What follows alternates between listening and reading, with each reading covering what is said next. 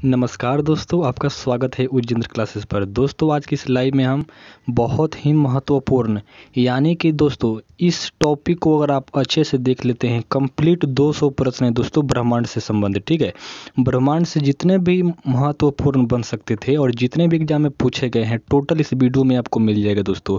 इस टॉपिक से कैसे एग्जाम में प्रश्न पूछे जाते हैं, कैसे पूछे गए हैं आरआरबी एसएससी में, वो सारे इस वीडियो में आपको मिल जाएगा दोस्तों। ठीक है, तो आप इस वीडियो को कंप्लीट देखिए। इस जो ब्रह्मांड टॉपिक है इससे आपको एक भी प्रश्न नहीं छूटने वाला है दोस्तों। ठीक है, क्योंकि प्रत्येक प्रकार के प्रश्न को आपको इस वीडियो में दे दिया गया है। ठीक है, तो चलिए शुरू करते हैं। और दोस्तों आप कंप्लीट देख लीजिए क्योंकि आपका ये जो टॉपिक है ब्रह्मांड ये क्लियर ही हो जाएगा हमेशा के लिए दोस्तों। ठीक है, तो चलिए शुरू करते हैं दोस्तों। देखिए अपना पहला जो प्रश्न कह रहा है, यहाँ से देखिए दोस्तों अपना पहला प्रश्न क्या है। दोस्तों कंप्लीट जरूर देखिएगा क्योंकि ये टॉपिक आपको हमेशा के लिए बहुत ही मतलब कि दोस्तों क्लियर हो जाने वाला है। ठीक है, इसके बाद देखने की ज़रूरत नहीं पड़ेगी आपको क्योंकि एग्जाम में पूछा वो भी प्रश्न है और अपने से भी प्रश्न है, यानी कि दोस्तों एक भी प्रश्न नहीं छूटेगा। ठीक है, तो देखिए पहला प्रश्न, आकाश गंगा के सभी पुंजों को सम्मिलित रूप से क्या कहा जाता है। ठीक है, पहला प्रश्न दोस्तों है कि आकाश गंगा के सभी पुंजों को सम्मिलित रूप से क्या कहा जाता है। तो दोस्तों ब्रह्मांड कहा जाता है। आपको ऑप्शन नंबर ए में दिया हुआ है, तो दोस्तों आप इसको अच्छे से याद कर लीजिएगा। ठीक है, तो आकाश गंगा के सभी पुंजों को सम्मिलित रूप से क्या कहा जाता है, ब्रह्मांड दोस्तों। ठीक है, तो ऑप्शन नंबर ए बिल्कुल राइट आंसर हो जाएगा। चलिए अगला प्रश्न देखते हैं दोस्तों। देखिए यहाँ है, ब्रह्मांड की उत्पत्ति कब हुई। दोस्तों आपको बताना है ब्रह्मांड की उत्पत्ति कब हुई। दोस्तों हम 200 कंप्लीट इतना दोस्तों ऑब्जेक्टिव करेंगे इसी से। ठीक है, तो आप समझ सकते हैं कि एक भी प्रश्न नहीं छूटने वाला। ठीक है, तो देखिए क्या करा है, ब्रह्मांड की उत्पत्ति कब हुई थी। ब्रह्मांड की उत्पत्ति कब हुई थी दोस्तों, तो ये हुई थी 15 अरब वर्ष पूर्व, यानी ऑप्शन नंबर सी बिल्कुल राइट आंसर हो जाएगा दोस्तों। ठीक है, ब्रह्मांड की उत्पत्ति कब हुई थी, 15 अरब वर्ष पहले दोस्तों। ठीक है, चलिए अगला प्रश्न देखते हैं। ये है, ब्रह्मांड का अध्ययन कहलाता है, यानी कि दोस्तों ब्रह्मांड का अध्ययन क्या कहलाता है आपको बताना है। तो ब्रह्मांड का अध्ययन दोस्तों कॉस्मोलॉजी, यानी ऑप्शन नंबर ए बिल्कुल राइट आंसर हो जाएगा दोस्तों। ठीक है, तो ब्रह्मांड का अध्ययन दोस्तों क्या कहलाता है, कॉस्मोलॉजी दोस्तों। ठीक है, और इसको अच्छे से याद कीजिएगा क्योंकि बहुत ही इंपॉर्टेंट है। और देखिए एसएससी एग्जाम में पूछा हुआ प्रश्न है, ये 2018 में पूछा है। ठीक है, तो ध्यान दीजिएगा इस पे। ब्रह्मांड में सबसे प्रचुर तत्व कौन सा है। ब्रह्मांड में सबसे प्रचुर तत्व कौन सा है दोस्तों, तो है अपना हाइड्रोजन, जो आपको ऑप्शन नंबर डी में दिया हुआ है। और काफ़ी इंपॉर्टेंट प्रश्न है दोस्तों, इसको अच्छे से आप याद कर लीजिए। ठीक है, क्योंकि एग्जाम में ऐसे ही प्रश्न पूछे जाते हैं। ठीक है, तो इस पर ध्यान दीजिएगा। अगला प्रश्न देखिए दोस्तों क्या है। अगला प्रश्न है, विस्तारित ब्रह्मांड सिद्धांत के प्रतिपादक थे। विस्तारित ब्रह्मांड के सिद्धांत के प्रतिपादक दोस्तों कौन थे आपको बताना है।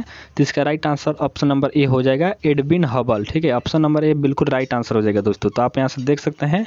और चलिए अगला प्रश्न देखते हैं दोस्तों। ये रहा अपना अगला प्रश्न है, ये कह रहा है, बिग बैंग सिद्धांत निम्नलिखित के उद्भवन की व्याख्या करता है। और देख सकते हैं एग्जाम में पूछा हुआ प्रश्न दोस्तों। ठीक है, तो बिग बैंग सिद्धांत निम्नलिखित में से निम्नलिखित के उद्भवन की व्याख्या करता है दोस्तों।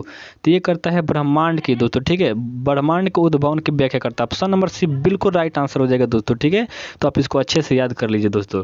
बिग बैंग सिद्धांत किस मतलब दोस्तों निम्नलिखित में से किसका उद्भवन को व्याख्या करता है, तो ब्रह्मांड। ऑप्शन नंबर सी बिल्कुल राइट आंसर हो जाएगा दोस्तों। ठीक है, और चलिए अगला प्रश्न देख लेते हैं। यह है दोस्तों, निम्नलिखित में से कौन सी परिकल्पना यानी सिद्धांत ब्रह्मांड की उत्पत्ति की व्याख्या करता है। और एनडीए 2019 में पूछा हुआ प्रश्न दोस्तों, वेरी वेरी इंपॉर्टेंट प्रश्न, इसको देखिएगा आप अच्छे से। ठीक है, तो ये कह रहा है कि निम्नलिखित में से कौन सी परिकल्पना या सिद्धांत है जो ब्रह्मांड की उत्पत्ति की व्याख्या करता है दोस्तों। तो इसका right answer option number C हो जाएगा, महाविस्फोटक सिद्धांत। यही दोस्तों इसको प्रूव करता है। ठीक है, big bang theory. Option number 3 बिल्कुल राइट आंसर हो जाएगा दोस्तों। जो अपना महाविस्फोटक सिद्धांत है यही दोस्तों मतलब कि वो व्याख्या करता है कि ब्रह्मांड की उत्पत्ति मतलब। ठीक है, तो ऑप्शन नंबर सी बिल्कुल राइट आंसर हो जाएगा दोस्तों। ठीक है, और चलिए अपना अगला प्रश्न देखते हैं दोस्तों। ये वाला अगला दोस्तों प्रश्न है, ये वाला, बिग बैंग सिद्धांत का प्रतिपादन किसने किया था। आपको बताना है बिग बैंग सिद्धांत जो है इसका प्रतिपादन किसने किया था। तो दोस्तों जॉर्ज लेमेंटियर। ऑप्शन नंबर सी बिल्कुल राइट आंसर हो जाएगा 8 का। ठीक है, तो आप यहाँ से देख सकते हैं बिग बैंग जो अपना थ्योरी है इसका प्रतिपादक है जॉर्ज लेमेंटियर। ठीक है, ऑप्शन नंबर सी। और चलिए अगला प्रश्न दोस्तों देखते हैं। यहाँ अपना अगला 9 नंबर प्रश्न यहाँ है, देखिए ये अपना 9 नंबर प्रश्न है दोस्तों। देखिए यहाँ से, ये है, जॉर्ज लेमेंटियर द्वारा प्रतिपादित बिग बैंग थ्योरी को विस्तृत रूप में किसने प्रस्तुत किया। आपको बताना है किसने विस्तृत रूप में दोस्तों प्रस्तुत किया, तो ये किया था दोस्तों रॉबर्ट वेगनर। ठीक है, ऑप्शन नंबर है बिल्कुल राइट आंसर हो जाएगा। जो अपना लेमेंथियर थे वो बिग बैंग थ्योरी का मतलब प्रतिपादन किए थे, तो उसका विस्तृत रूप से जो प्रस्तुत किया था वो है दोस्तों रॉबर्ट वेगनियर। ठीक है, तो आप याद रखेंगे ऑप्शन नंबर है बिल्कुल राइट आंसर हो जाएगा दोस्तों। ठीक है, और जो अपना अगला प्रश्न है दोस्तों, यहाँ से देखिए इसको, ये है कभी कभी समाचार में event horizon, singularity, string theory और स्टैंडर्ड मॉडल जैसे शब्द किस संदर्भ में आते हैं आपको बताना है दोस्तों। ठीक है, तो किस संदर्भ में आते हैं, और यहाँ से देख सकते हैं आईएएस प्रीलिमिनरी टेस्ट में पूछा हुआ प्रश्न है। आपको बताना है कि कभी कभी समाचारों में event horizon, singularity, string theory और स्टैंडर्ड मॉडल जैसे शब्द किस संदर्भ में आते हैं। तो दोस्तों किस संदर्भ में आते हैं, तो आते हैं ब्रह्मांड का प्रेक्षण और बोध के संदर्भ में दोस्तों। ऑप्शन नंबर है बिल्कुल राइट आंसर हो जाएगा, तो आप यहाँ से देख सकते हैं दोस्तों। ठीक है, और चलिए अपना अगला प्रश्न देखते हैं दोस्तों। ये अपना अगला प्रश्न दोस्तों कहता है, हाल ही में वैज्ञानिकों ने पृथ्वी से अरबों वर्ष दूर विशालकाय ब्लैक होलों के विलय का प्रेक्षण किया। इस प्रेक्षण का क्या महत्व है, आईएएस प्रीलिमिनरी टेस्ट में पूछा हुआ प्रश्न, तो ध्यान दीजिएगा बहुत अच्छे से, काफ़ी इंपॉर्टेंट प्रश्न है दोस्तों, आपके एग्जाम में भी पूछा जा सकता है।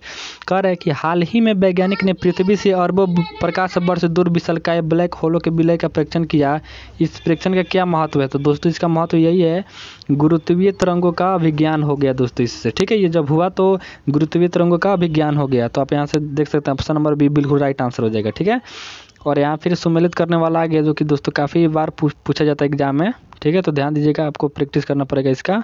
कर है सुमेलित कीजिए, ब्रह्मांड की उत्पत्ति और सिद्धांत के प्रतिपादक हैं। आईएएस प्रीलिमिनरी 1998 में पूछा हुआ प्रश्न है। ठीक है, तो देखिए 12 का आंसर नंबर क्या हो जाएगा दोस्तों। ठीक है, तो जो अपना ये हो जाएगा दोस्तों बृहद विस्फोट, तो दोस्तों अलेक्जेंडर फ्रीडमैन। ठीक है, और जो अपना ये किए थे दोलन सिद्धांत, ये हो जाएगा एलन सेंडन। ठीक है, और जो अपना सतत सृष्टि सिद्धांत ये दूसरा नंबर में, और डी वाला 4 नंबर में, तो यानी ऑप्शन नंबर सी बिल्कुल राइट आंसर हो जाएगा।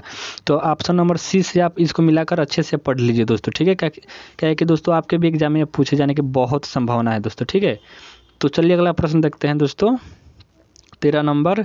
यहाँ से देखिए 13 नंबर क्या प्रश्न है दोस्तों, ये कह रहा है कि निम्नलिखित परिघटनाओं पर विचार कीजिए। आईएएस प्रीलिमिनरी टेस्ट में पूछा हुआ प्रश्न दोस्तों। ठीक है, आपको इन कथनों पर विचार करके आंसर बताना है दोस्तों। ठीक है, तो देखिए इसका राइट आंसर क्या हो जाएगा, प्रकाश गुरुत्व द्वारा प्रभावित होता है, ब्रह्मांड लगातार फैल रहा है, और पदार्थ अपने चारों ओर के दीर्घकाल विकुचित वार्प करता है। तो दोस्तों आपको बताना है, मतलब ये दिया हुआ अपना विचार दिया है। ठीक है, दिया हुआ है, यहाँ कह रहा है उपरोक्त में से एल्बर्ट आइंस्टाइन के अपेक्षित के सिद्धांत का के भविष्य के कौन सा है जिनकी प्राय माध्यमों में विवेचना होती है। तो दोस्तों देखिए यहाँ तीनों जो कथन है तीनों सही है। ठीक है, आपको ये जो दिख रहा है तीनों सही है, यानी 1 2 3, यानी आपको ऑप्शन नंबर डी लगाना है। ऑप्शन नंबर डी बिल्कुल राइट आंसर हो जाएगा। ठीक है, तो दोस्तों आप अच्छे से इसको देखिए, आपको ब्रह्मांड से संबंधित एक भी प्रश्न नहीं छूटेगा दोस्तों। ठीक है, क्योंकि इस टॉपिक से एग्जाम में जो है जैसे प्रश्न है वो आपको यहाँ पर मिल जाएंगे दोस्तों आसानी से। ठीक है, तो आप वहाँ से देख सकते हैं। और चलिए देखिए अगला प्रश्न दोस्तों क्या है। अगला जो प्रश्न दोस्तों यहाँ आपको कह रहा है, देखिए यहाँ से आए अपना अगला प्रश्न है। यहाँ से देखिए दोस्तों कह रहा है हिग्स, यहाँ से देखिए इसको दोस्तों इसको हटाते हैं। ठीक है, यहाँ से हो जाएगा ये। यहाँ से देखिए अगला प्रश्न दोस्तों क्या है, यहाँ से देखिए ब्रह्मांड की उत्पत्ति से संबंधित सिद्धांत को पहचाने, आपको पहचानना है। तो दोस्तों 15 का बी हो जाएगा। ठीक है, दोनों साम्यावस्था का सिद्धांत और दोलन का सिद्धांत दोनों दोस्तों अपना है। ठीक है, ब्रह्मांड से उत्पत्ति के संबंधित सिद्धांत दोस्तों, तो ऑप्शन नंबर बी बिल्कुल राइट आंसर हो जाएगा दोस्तों। उधर हो जाएगा प्रॉब्लम, इसीलिए उधर एक प्रश्न छूटा है। ठीक है, तो उस पर ध्यान दीजिएगा आप। और देखिए अगला प्रश्न क्या है, सूर्य चंद्रमा तथा वे सभी वस्तु जो रात के समय आसमान में चमकती है कहलाती है, क्या कहलाती है दोस्तों, तो कहलाती है अपना खगोलीय पिंड। ऑप्शन नंबर सी बिल्कुल राइट आंसर हो जाएगा, और एसएससी में पूछे हुआ प्रश्न, तो ध्यान दीजिएगा आप इस पर। ठीक है, और चलिए अगले प्रश्न पर चलते हैं दोस्तों।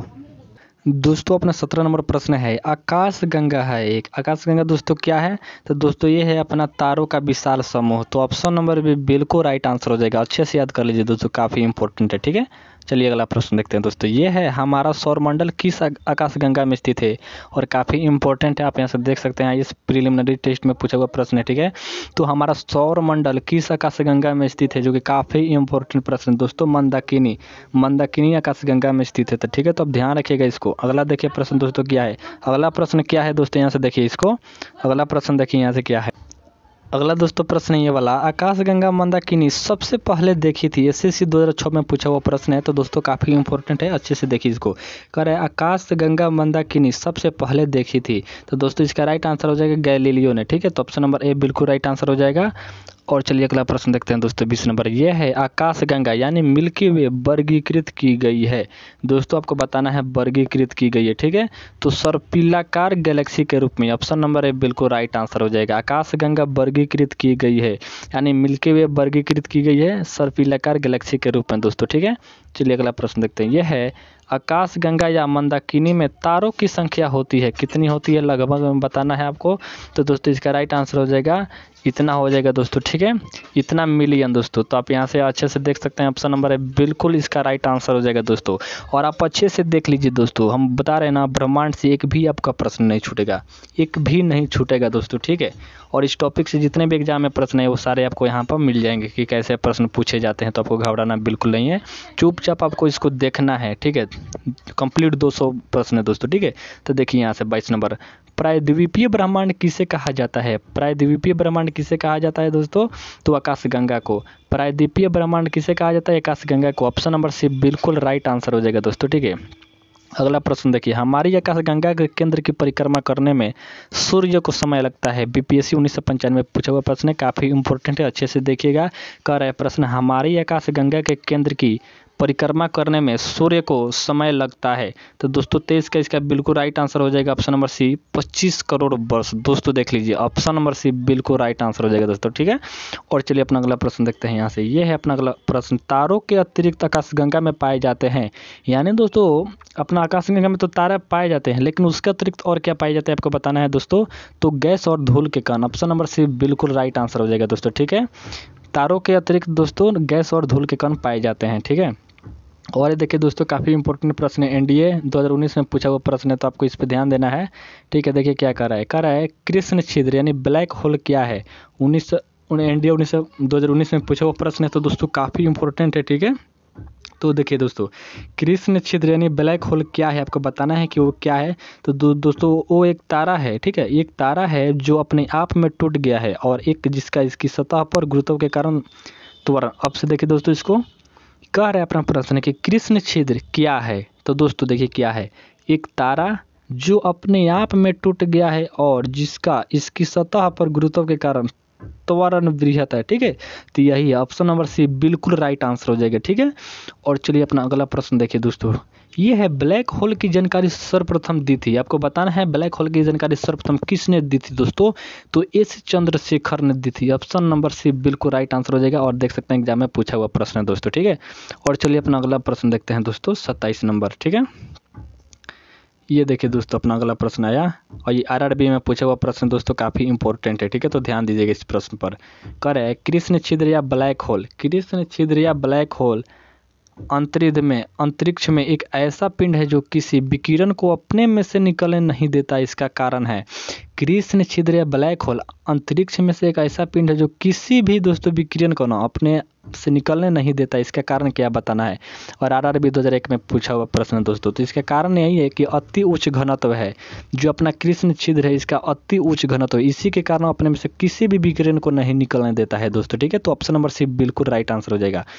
और इसको देखिए दोस्तों, काफ़ी इंपॉर्टेंट प्रश्न है, यहाँ से आपको बताना है कि इसका राइट आंसर क्या होगा। ठीक है, देखिए प्रश्न को देखते हैं दोस्तों। कथन ए कह रहा है कृष्ण छिद्र यानी ब्लैक होल एक ऐसा खगोलीय अस्तित्व है जिसे दूरबीन से देखा नहीं जा सकता है। ठीक है, जा सका है, ये कथन अपना ए कह रहा है। ठीक है, और इसका रीजन बताया जा रहा है कि कृष्ण छिद्र पर गुरुत्वीय क्षेत्र इतना प्रबल होता है कि यह प्रकाश को भी बचकर निकलने नहीं देता। तो दोस्तों आपको बताना है कि कथन मतलब ये क्या है। ठीक है, कथन सही है गलत है दोस्तों। ठीक है, तो देखिए इसका राइट आंसर क्या है, ए और आर दोनों सही हैं तथा आर ए की सही व्याख्या करता है। यानी कि दोस्तों आपका जो यहाँ दिया हुआ है कथन है ये बिल्कुल सही है और इसका जो कारण है ये वाला कारण दिया हुआ है बिल्कुल सही है। और देख सकते हैं एग्जाम में पूछा हुआ प्रश्न है, तो ऑप्शन नंबर ए बिल्कुल राइट आंसर हो जाएगा दोस्तों, ठीक है। और चलिए अपना अगला प्रश्न देखते हैं यहाँ से। ये देखिए दोस्तों, कह रहा है तारे का रंग सूचक है। आईएएस प्रीलिमिनरी टेस्ट में पूछा हुआ प्रश्न, ध्यान दीजिएगा। तारे का रंग सूचक है, किसका सूचक है दोस्तों? तो सूचक है इसके ताप का। दोस्तों ताप के कारण ही तारे चमकते हैं, तो ऑप्शन नंबर डी बिल्कुल राइट आंसर हो जाएगा। तारे का चमक सूचक का कारण है इसके ताप का, ठीक है। ऑप्शन नंबर डी बिल्कुल राइट आंसर हो जाएगा। अगला प्रश्न देखिए दोस्तों, किस रंग के ताप का तापमान अधिक होगा? किस रंग के ताप का तापमान अधिक होगा दोस्तों? तो होगा अपना नीला। ऑप्शन नंबर ए बिल्कुल राइट आंसर हो जाएगा दोस्तों, ठीक है। किस रंग के तारे का तापमान अधिक होगा? तो दोस्तों नीला। किस रंग के तारे का तापमान अधिक होगा? तो नीला दोस्तों, ठीक है। ऑप्शन नंबर, और देख सकते हैं एसएससी 2003 में पूछा हुआ प्रश्न, तो बहुत ही इंपॉर्टेंट है दोस्तों, ठीक है। तो आप देख सकते हैं नीला इसका बिल्कुल राइट आंसर हो जाएगा। और अपना अगला देखिए प्रश्न, जो आरआरबी 2005 में पूछा हुआ प्रश्न है, कर एक तारा जो नीला दिखाई देता है वह है, जो नीला दिखाई देता है वह दोस्तों कौन है? तो सूर्य से अधिक गर्म है दोस्तों। आपको ऊपर ही पढ़े कि जो नीला होता है वो काफ़ी गर्म होता है। और यहीं पे ये मतलब पूछा हुआ प्रश्न है, आप देख सकते हैं दोस्तों दोनों एक ही प्रश्न है लेकिन अलग अलग भाषा चेंज करके दो एग्जाम में पूछ लिया गया है। कह रहा है दूसरे पे, एक तारा जो नीला दिखाई देता है वह है सूर्य से अधिक गर्म। सूर्य से भी अधिक गर्म है दोस्तों जो नीला दिखाई देता है, ठीक है। तो ध्यान दीजिएगा, इस पे काफ़ी इंपॉर्टेंट है दोस्तों। आप बस इसको देखिए दोस्तों, हम बोल रहे हैं ना आपसे, एक भी प्रश्न नहीं छूटेगा इस ब्रह्मांड से आता है प्रश्न अगर, तो ठीक है दोस्तों। आप प्लीज़ देखिए इसको अच्छे से और अच्छे से याद कर लीजिए, आपका टॉपिक हमेशा के लिए क्लियर हो जाने वाला है दोस्तों, ठीक है। देखिए 32 नंबर प्रश्न क्या करे, आकाश गंगा में सबसे चमकदार तारा है। आरआरबी 2006 में पूछा हुआ प्रश्न है, आकाश गंगा में सबसे चमकदार तारा है, आपको बताना है सबसे चमकदार तारा। तो दोस्तों साइरस है, ठीक है। साइरस सबसे चमकदार तारा है। ऑप्शन नंबर डी बिल्कुल राइट आंसर हो जाएगा दोस्तों, ठीक है। चलिए अगला प्रश्न देखते हैं दोस्तों, यह निम्नलिखित में से कौन सा एकमात्र तारा है? आरआरबी 2005 में, तो वेरी वेरी इंपॉर्टेंट है, अच्छे से देखिए दोस्तों। कह रहा है कौन सा एकमात्र तारा है, आपको बताना है। तो दोस्तों देखिए जो अपना ये है सूर्य, सूर्य सिर्फ एक तारा है दोस्तों, ठीक है। तो 33 का ऑप्शन नंबर डी हो जाएगा। अपना जो सूर्य है ना दोस्तों वो मात्र एक तारा ही है और कुछ नहीं है। और एग्जाम में पूछा वो प्रश्न, ध्यान दीजिएगा, अच्छे से याद कर लीजिए इसको, ठीक है। देखिए अगला प्रश्न क्या है, ये है सौरमंडल के कुल द्रव्यमान का लगभग कितना प्रतिशत भाग सूर्य में संचित होता है? यानी सौरमंडल के कुल द्रव्यमान का लगभग कितना प्रतिशत भाग सूर्य में संचित होता है दोस्तों, आपको बताना है, ठीक है। तो इसका right answer option number D हो जाएगा, 99.85, इतना प्रतिशत दोस्तों, ठीक है। इतना प्रतिशत दोस्तों सौरमंडल का जितना द्रव्यमान है दोस्तों उसका इतना दोस्तों लगभग भाग दोस्तों सूर्य में संचित होता है। तो आप देख सकते हैं कितना दोस्तों, आप मान सकते हैं कि पूरा दोस्तों, ठीक है, लगभग सब पूरा। तो ऑप्शन नंबर डी हो जाएगा, ऑप्शन नंबर डी, ठीक है। और अगला देखिए प्रश्न दोस्तों क्या है, ये है निम्नलिखित में से कौन सा एक तारा पृथ्वी के सर्वाधिक समीप है? आपको बताना है कि कौन सा एक तारा है जो पृथ्वी के सर्वाधिक समीप है। और देख सकते हैं एग्जाम में पूछा हुआ प्रश्न है। तो दोस्तों पृथ्वी के सर्वाधिक समीप कौन सा तारा है दोस्तों, आपको बताना है। तो इसका राइट आंसर हो जाएगा सूर्य। ऑप्शन नंबर सी बिल्कुल राइट आंसर हो जाएगा दोस्तों, ठीक है। और चलिए अपना देखते हैं अगला प्रश्न 37 नंबर दोस्तों, ठीक है। तो ये रहा अपना अगला 36 नंबर प्रश्न दोस्तों, यहाँ से देखिए, ये है सुपरनोवा है। सुपरनोवा दोस्तों क्या है, एग्जाम में पूछा हुआ प्रश्न है, ध्यान दीजिएगा इस पे। सुपरनोवा क्या है दोस्तों? तो 36 का इसका right answer option number D हो जाएगा, एक विस्फोटी तारा है दोस्तों, ठीक है। सुपरनोवा क्या है? एक विस्फोटी तारा है। ऑप्शन नंबर डी बिल्कुल राइट आंसर हो जाएगा। देखिए दोस्तों अपना अगला प्रश्न क्या है, और ये आरआरबी एग्जाम में पूछा हुआ है, तो वेरी वेरी इंपॉर्टेंट है, तो आप देखिए इसको अच्छे से। ब्रह्मांड में विस्फोटित तारा कहलाता है, ब्रह्मांड में विस्फोटित तारा कहलाता है दोस्तों, क्या कहलाता है? तो दोस्तों अभिनव तारा, अभिनव तारा। Option number D very very important प्रश्न है दोस्तों, इसको अच्छे से माइंड में सेट कर लीजिए दोस्तों, ठीक है। हम आपसे बोले हैं ना दोस्तों, एक भी प्रश्न नहीं छूटने वाला है दोस्तों, क्योंकि कंप्लीट दोस्तों ब्रह्मांड के लिए वीडियो आपको है, ठीक है। कंप्लीट 200 प्रश्न। यहाँ देखिए ये एसएससी एग्जाम में पूछा हुआ प्रश्न है, तो आपको ध्यान देना है इस पर। पल्सर होते हैं, पल्सर क्या होते हैं आपको बताना है दोस्तों, ठीक है। तो यहाँ से देखिए पल्सर दोस्तों तेज़ी से घूमने वाले तारे होते हैं, सबसे तेज़ी से घूमने वाले दोस्तों होते हैं पल्सर, ठीक है। आप पल्सर दोस्तों बाइक भी देखे होंगे, तो इसी से नाम उसको दिया गया है। देखिए तेज़ी से घूमने वाले तारे का नाम है दोस्तों पल्सर। ऑप्शन नंबर सी बिल्कुल राइट आंसर हो जाएगा। और एसएससी 2009 में पूछा हुआ प्रश्न है दोस्तों, तो काफ़ी इंपॉर्टेंट हो जाता है, तो आप ध्यान दीजिएगा इस प्रश्न पर, ठीक है। चलिए अगला प्रश्न दोस्तों देखते हैं यहाँ से। इसको देखिए दोस्तों, ये है भ्रूण तारा या आदि तारा निर्मित होता है। IAS प्रीलिमिनरी टेस्ट 1992 में पूछा हुआ प्रश्न है, काफ़ी इंपॉर्टेंट है, बहुत ही अच्छे से दोस्तों इसको देखिए। कर है भ्रूण तारा या आदि तारा निर्मित होता है, किससे निर्मित होता है दोस्तों आपको बताना है। तो दोस्तों इसका राइट आंसर हो जाएगा ये वाला, देखिए हाइड्रोजन एवं हीलियम के बादलों के गुरुत्वीय संघनन से दोस्तों। ऑप्शन नंबर बी बिल्कुल राइट आंसर हो जाएगा। तो आप इस पे ध्यान दे दीजिए और देख लीजिए कैसे एग्जाम पूछा जाता है ब्रह्मांड से। आपसे एक भी प्रश्न नहीं छूटने वाला है दोस्तों, अगर आप अच्छे से इसको कर लेते हैं दोस्तों, ठीक है। और चलिए अपना अगला प्रश्न देखते हैं दोस्तों। ये अगला प्रश्न है दोस्तों, तारों के कारण घटित आकाशीय परिघटना कौन सी है। तारों के कारण घटित आकाशीय परिघटना कौन सी है दोस्तों आपको बताना है। तो दोस्तों कृष्ण विवर, ऑप्शन नंबर बी बिल्कुल राइट आंसर हो जाएगा दोस्तों, ठीक है। आपसे एक भी प्रश्न नहीं छूटेगा दोस्तों, ये मेरा वादा है आपसे, ठीक है। यहाँ से देखिए अगला प्रश्न है, श्याम विवर होता है। श्याम विवर क्या होता है दोस्तों आपको बताना है। तो दोस्तों सिमट गया तारा, सिमट गया तारा दोस्तों श्याम विवर होता है। सिमट गया तारा है दोस्तों श्याम विवर होता है। तो ऑप्शन नंबर डी बिल्कुल राइट आंसर हो जाएगा दोस्तों, ठीक है। और देख सकते हैं सभी एग्जाम में पूछा हुआ प्रश्न दोस्तों, ठीक है। वह सीमा जिसके बाहर तारे आंतरिक मृत्यु से ग्रसित होते हैं कहलाती है। वह सीमा जिसके बाहर तारे आंतरिक मृत्यु से ग्रसित होते हैं कहलाती है दोस्तों। तो इसका राइट आंसर हो जाएगा ऑप्शन नंबर ए चंद्रशेखर सीमा दोस्तों। वेरी वेरी इंपॉर्टेंट प्रश्न है। वह सीमा जिसके बाहर तारे आंतरिक मृत्यु से ग्रसित होते हैं कहलाते हैं चंद्रशेखर सीमा दोस्तों। ऑप्शन नंबर ए बिल्कुल राइट आंसर हो जाएगा। और देखिए अपना अगला प्रश्न दोस्तों क्या है, ये है तारों के मध्य दूरी ज्ञात करने की इकाई है। तारों के मध्य की दूरी ज्ञात करने की दोस्तों इकाई क्या है, जो कि वेरी वेरी इंपॉर्टेंट प्रश्न है, प्रकाश वर्ष दोस्तों, ठीक है। ऑप्शन नंबर डी बिल्कुल राइट आंसर हो जाएगा। आपसे ऐसे भी पूछा जा सकता है कि प्रकाश वर्ष किसकी इकाई ज्ञात करने की दोस्तों मात्रक है, मतलब किसकी यूनिट में। तो इसका राइट आंसर हो जाएगा ऑप्शन नंबर डी दोस्तों प्रकाश वर्ष, ठीक है। तो आप अच्छे से याद कर लीजिए दोस्तों, ठीक है।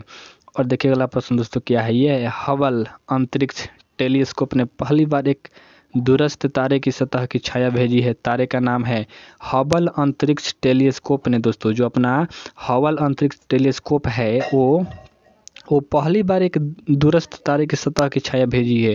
तारे का नाम बताना है आपको दोस्तों। तो इसका राइट आंसर हो जाएगा बीटलंगियोस, बीटलंगियोस। ऑप्शन नंबर सी बिल्कुल राइट आंसर हो जाएगा दोस्तों, ठीक है। चलिए अगला प्रश्न देखते हैं दोस्तों यहाँ से। ये है तारे पूर्व से पश्चिम में किस कारण ज़्यादा दिखते हैं। तारे देखिए दोस्तों, आप देखते होंगे पूर्व से पश्चिम में किस कारण ज़्यादा दिखते हैं दोस्तों। तो इसका कारण एक ही है, पृथ्वी पश्चिम से पूर्व की ओर घूम रही है और इसी के कारण दोस्तों, ठीक है। आप यहाँ देखिए, आप पश्चिम से पूर्व की ओर दोस्तों घूम रहे हैं, ठीक है। आप धोखा कर देंगे, यहाँ पृथ्वी जो है अपना पश्चिम से पूर्व की ओर घूमती है, ध्यान दीजिएगा इस पर। तो ऑप्शन नंबर डी बिल्कुल राइट आंसर हो जाएगा। और देखिए अगला प्रश्न है, यह है यदि एक प्रेक्षक तारों को क्षितिज से लंबवत उड़ते देखता है तो वह अवस्थित होता है।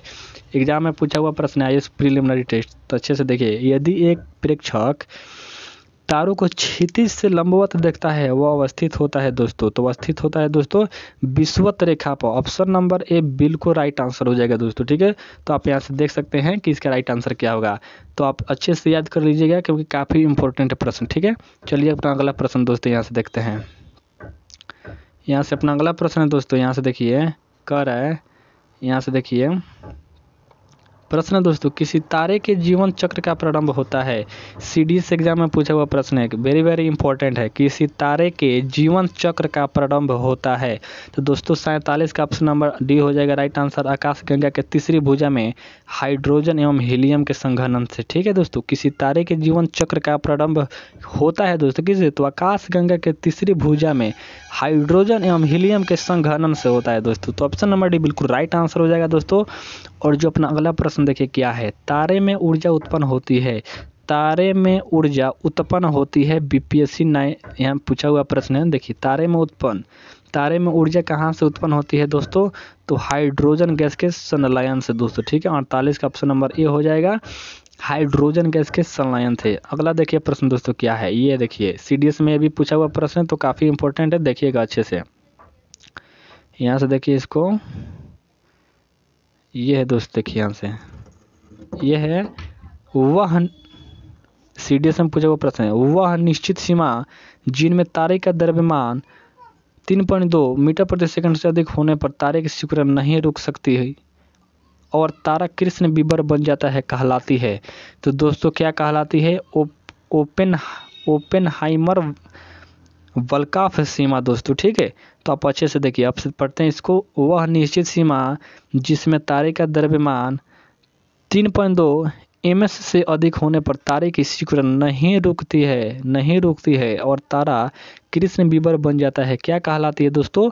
तो कहलाती है ओपेनहाइमर वल्फा सीमा। ऑप्शन नंबर है बिल्कुल राइट आंसर हो जाएगा, और CDS एग्जाम में पूछा हुआ प्रश्न है, तो ध्यान दीजिएगा इस पे। अगला प्रश्न है, तारामंडल क्या है? तारामंडल क्या है? और देख सकते हैं कि कितना इंपॉर्टेंट है, CDS एग्जाम पूछा हुआ है, ठीक है। तो तारामंडल क्या है दोस्तों? तो तारामंडल क्या है दोस्तों? ऐसे तारों की आकाश में एक विशेष आकृति जो पृथ्वी से समदूरस्थ नहीं हो सकते दोस्तों, यही है तारामंडल। तारामंडल कुछ है नहीं दोस्तों, ये है ऐसे तारों की आकाश में एक विशेष आकृति जो पृथ्वी से समदूरस्थ नहीं हो सकते। ऑप्शन नंबर बी बिल्कुल राइट आंसर हो जाएगा दोस्तों, ठीक है। तो चलिए अगला प्रश्न देखते हैं दोस्तों। इससे आपको एक भी प्रश्न नहीं छूटेगा, ठीक है। जो अपना ये टॉपिक है ब्रह्मांड, इससे कंप्लीट आपको वीडियो में दोस्तों प्रश्न मिल रहा है, ठीक है। एक भी प्रश्न छूटने का चांस ही नहीं है दोस्तों, ठीक है। हमारे अंतरिक्ष में कितने तारामंडल हैं? BPSC 2000 में पूछा हुआ प्रश्न है, काफ़ी इंपॉर्टेंट, ठीक है। हमारे अंतरिक्ष में कितने तारामंडल है दोस्तों, आपको बताना है। तो दोस्तों वो है 89 दोस्तों, ठीक है। 89 है, 89। ऑप्शन नंबर सी बिल्कुल राइट आंसर हो जाएगा दोस्तों, ठीक है। तो आप यहाँ से देख सकते हैं। अगला प्रश्न दोस्तों, जिस तारामंडल के तारे ध्रुव तारे की ओर संकेत करते हैं वह है, BPSC में पूछा हुआ प्रश्न है। जिस तारामंडल के तारे ध्रुव तारे की ओर संकेत करते हैं वह है, तो दोस्तों वह क्या है? तो वह सप्तऋषि है दोस्तों, ठीक है। तो 52 का ऑप्शन नंबर ए हो जाएगा बिल्कुल राइट आंसर, ठीक है दोस्तों, सप्तऋषि। तो याद रखिएगा, जिस तारामंडल के तारे ध्रुव तारे की ओर संकेत करते हैं, ध्रुव तारे की ओर जो संकेत करेगा वो सप्तऋषि दोस्तों होगा, ठीक है। तो ऑप्शन नंबर ए बिल्कुल राइट आंसर हो जाएगा। इसको देखिए, एक निश्चित आकृति में व्यवस्थित तारों का समूह कहलाता है। एक निश्चित आकृति में व्यवस्थित तारों का समूह क्या कहलाता है दोस्तों? तो कहलाता है नक्षत्र। काफ़ी इंपॉर्टेंट प्रश्न है दोस्तों, ठीक है। यहाँ से कह रहा है एक निश्चित आकृति में व्यवस्थित तारों का समूह कहलाता है नक्षत्र दोस्तों, ठीक है। ऑप्शन नंबर बी बिल्कुल राइट आंसर हो जाएगा। और दोस्तों ये मिलाने वाला है, जो कि अक्सर एग्जाम में बहुत बार पूछा जाता है। तो हम क्या करते हैं, पहले इसको पढ़ लेते हैं, ठीक है। तो और फिर चलेंगे यहाँ से। तो यहाँ से देखिए दोस्तों, इसको और छोटा करना पड़ेगा ताकि आपको दिख रहा होगा दोस्तों, ठीक है। तो देखिए इसका राइट आंसर क्या होगा दोस्तों। तो ये वाला है, तारे में हाइड्रोजन की कमी। तो दोस्तों ये मिलेगी आपसे नोवा तारा में, ठीक है। और ये जो अपना है, तारे का प्रारंभिक द्रव्यमान सूर्य के द्रव्यमान के बराबर। तो दोस्तों श्वेत बामर तारे, ठीक है। और जो अपना सी है, तारे जिसकी चमक 10 से 20 मैग्नीट्यूड तक बढ़ जाती है। तो दोस्तों हो जाएगा यहाँ से देखिए, सॉरी दोस्तों, ये वाला जो अपना है, ये वाला जो अपना ये वाला है दोस्तों, ये इसमें मिल जाएगा लाल दानव तारा में, ठीक है। और जो अपना सी वाला है दोस्तों, ये मिलेगा, ये वाला सी वाला इसमें मिलेगा, और डी वाला दोस्तों आके इसमें मिल जाएगा। तो आप देख सकते हैं ऑप्शन नंबर सी बिल्कुल राइट आंसर हो जाएगा दोस्तों, ठीक है। तो देखिए ये वाला 12 प्रश्न है दोस्तों, तो ये स्क्रीन में नहीं, इसीलिए दिक्कत होगा दोस्तों, नहीं तो नहीं होता, ठीक है। चलिए अगला प्रश्न देखते हैं दोस्तों। अगला दोस्तों जो अपना प्रश्न है, यहाँ से देखिए आप 55 नंबर, यहाँ से अपना अगला प्रश्न है, जो कि दोस्तों काफ़ी इंपॉर्टेंट है, ध्यान से देखिएगा इसको। यहाँ से और नीचे करना पड़ेगा इसको, ठीक है दोस्तों। देखिए क्या कह रहा है, ये कह रहा है दोस्तों, तारे अपना जीवन प्राप्त करते हैं। तारे अपना जीवन प्राप्त करते हैं दोस्तों। तो 55 का राइट आंसर हो जाएगा नाभिकीय संलयन से दोस्तों, ऑप्शन नंबर ए, और गुरुत्वीय संकुचन से। तो ये दोनों सही है, नहीं ऑप्शन नंबर आपको कौन सा सही हो जाएगा दोस्तों, ये वाला है, ठीक है। ऑप्शन नंबर ए, इन्हीं दोस्तों नाभिकीय संलयन से और गुरुत्वीय संकुचन से अपना जीवन प्राप्त करते हैं। तो ऑप्शन नंबर ए बिल्कुल राइट आंसर हो जाएगा। ये है, हमारे सौर परिवार के संदर्भ में निम्नलिखित में से कौन सा कथन सही है? हमारे सौर परिवार के संदर्भ में निम्नलिखित में से कौन सा कथन सही है, आपको पढ़ करके बताना है दोस्तों। देखिए, हमारे सौर परिवार के सभी ग्रहों में पृथ्वी संघनतम है। ऑप्शन नंबर ए बिल्कुल राइट आंसर हो जाएगा। यही दोस्तों अपना कथन सही है, हमारे सौर परिवार के सभी ग्रहों में पृथ्वी संघनतम है दोस्तों। ऑप्शन नंबर ए बिल्कुल राइट आंसर हो जाएगा दोस्तों, ठीक है। अगला प्रश्न देखिए दोस्तों, निम्नलिखित में से कौन सा सौरमंडल का भाग नहीं, आपको बताना है। और देख सकते हैं BPSC प्री में पूछा हुआ प्रश्न है, बताना है कि कौन सा सौरमंडल का भाग नहीं है दोस्तों, ठीक है। तो दोस्तों ये क्षुद्र ग्रह, धूमकेतु ग्रह, ये तो ये तो भाग हैं, लेकिन दोस्तों निहारिका ये है, ये भाग नहीं है अपना सौरमंडल का। तो ऑप्शन नंबर डी बिल्कुल राइट आंसर हो जाएगा इसका, तो आप ध्यान देंगे इस पर, ठीक है। और चलिए अपना अगला प्रश्न देखते हैं यहाँ से। ये इसको देखिए दोस्तों, काफ़ी इंपॉर्टेंट है, MPPC में पूछा हुआ प्रश्न है। यह किसने सर्वप्रथम प्रतिपादित किया कि सूर्य हमारे सौरमंडल का केंद्र है और पृथ्वी उसकी परिक्रमा करती है, जो कि वेरी वेरी इंपॉर्टेंट प्रश्न है दोस्तों, ठीक है। आपको बताना है कि सबसे पहले वो कौन बताया कि सूर्य हमारे सौरमंडल का केंद्र में है और पृथ्वी उसकी परिक्रमा करती है दोस्तों, ठीक है। तो इसको बताया था कोपरनिकस, इसका सिद्धांत भी है दोस्तों, ठीक है, कोपरनिकस। ऑप्शन नंबर डी बिल्कुल राइट आंसर हो जाएगा। इसको देखिए काफ़ी इंपॉर्टेंट है, SSC 2015 में पूछा हुआ प्रश्न है, तो आपको इस पर ध्यान देना है और अच्छे से याद कर लेना है। सूर्य के चारों ओर घूमने वाले ग्रहों की संख्या कितनी है, जो कि मोस्ट इंपॉर्टेंट प्रश्न है। सूर्य के चारों ओर घूमने वाले तारों की संख्या कितनी है दोस्तों, तो ये है अपना 8, ठीक है, 8, तो ध्यान रखना है। और चलिए अपना अगला प्रश्न देखते हैं दोस्तों। ये है सूर्य की पृथ्वी से लगभग दूरी मिलियन किलोमीटर में कितनी है। सूर्य की पृथ्वी से लगभग दूरी कितनी है, और SSC 2017 में पूछा हुआ प्रश्न है, तो काफ़ी इंपॉर्टेंट है, तो आपको ध्यान देना है इस पर। सूर्य की पृथ्वी से लगभग दूरी कितनी है आपको बताना है दोस्तों। तो 60 का आंसर हो जाएगा 150 मिलियन किलो वर्ग, 150 मिलियन किलोमीटर है दोस्तों, ठीक है, ध्यान दीजिएगा इस पे। सूर्य की पृथ्वी से लगभग दूरी कितनी है, पृथ्वी से दोस्तों, यानी मानिए ये पृथ्वी है और अपना ये सूर्य है, तो यहाँ से इसकी दूरी कितनी है, 150 मिलियन किलोमीटर दोस्तों, ठीक है, तो ध्यान दीजिएगा इस पे। चलिए अगला प्रश्न देखते हैं दोस्तों।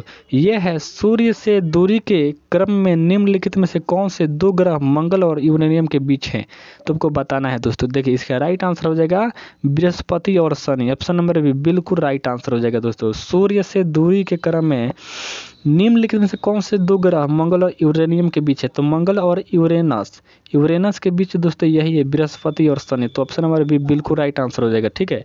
चलिए अगला प्रश्न देखते हैं दोस्तों।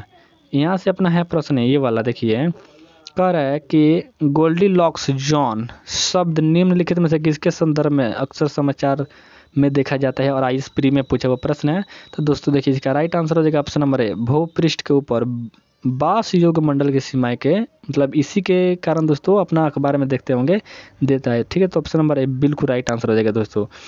और इसको देखिए दोस्तों, निम्नलिखित में से कौन सा ग्रह सौरमंडल का नहीं है, आपको बताना है सौरमंडल ग्रह कौन नहीं है।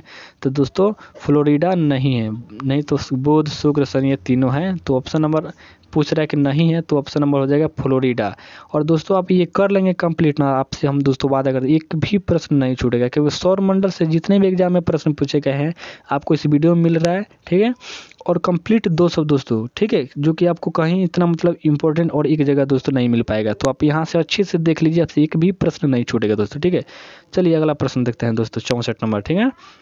तो आप अच्छे से दोस्तों इत्मीनान से देखिए इसको, आपसे एक भी ये सेट हो जाएगा आपके माइंड में दोस्तों, एक भी प्रश्न इस टॉपिक से नहीं छूटेगा आपसे, ठीक है, ठीक है। तो चलिए देखते हैं अगला प्रश्न। देखिए यहाँ से देखिए दोस्तों, यहाँ से PDF में यहाँ से देखिए आपको दिख रहा होगा,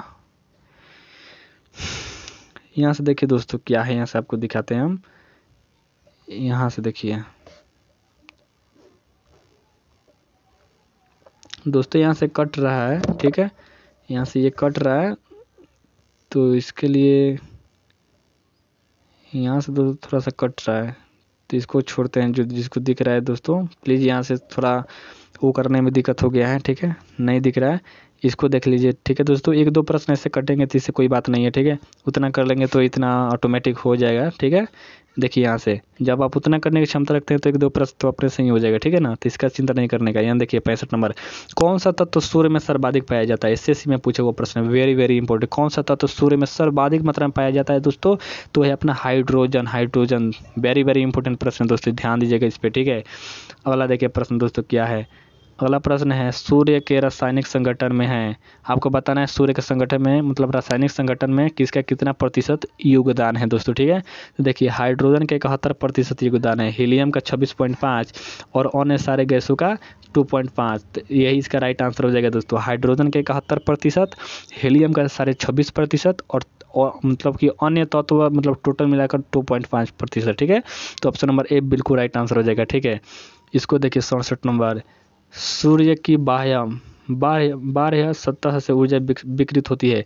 सूर्य की बाह्य सतह से ऊर्जा विकिरित होती है। 67 का ऑप्शन नंबर सी बिल्कुल राइट आंसर हो जाएगा, फोटोन बंडल के रूप में दोस्तों, ठीक है। तो सूर्य की बाह्य सतह से ऊर्जा किसके रूप में विकिरित होती है दोस्तों? तो फोटोन बंडलों के रूप में दोस्तों, ठीक है, जो कि काफ़ी इंपॉर्टेंट प्रश्न है। यहाँ से देखिए इसको, सूर्य के केंद्र में उपस्थित पदार्थ होता है। सूर्य के केंद्र में उपस्थित पदार्थ होते हैं, क्या होते हैं दोस्तों? प्लाज्मा अवस्था, ठीक है। प्लाज्मा अवस्था कहाँ अवस्थित होता है दोस्तों? सूर्य के केंद्र में। तब ध्यान दीजिएगा, इस प्री में पूछा हुआ प्रश्न है दोस्तों, ध्यान से देख लीजिए, एक भी प्रश्न नहीं छूटने वाला है, ठीक है ना। इसके बाद ये आपको देखने की ज़रूरत ही नहीं पड़ेगी दोस्तों, ठीक है।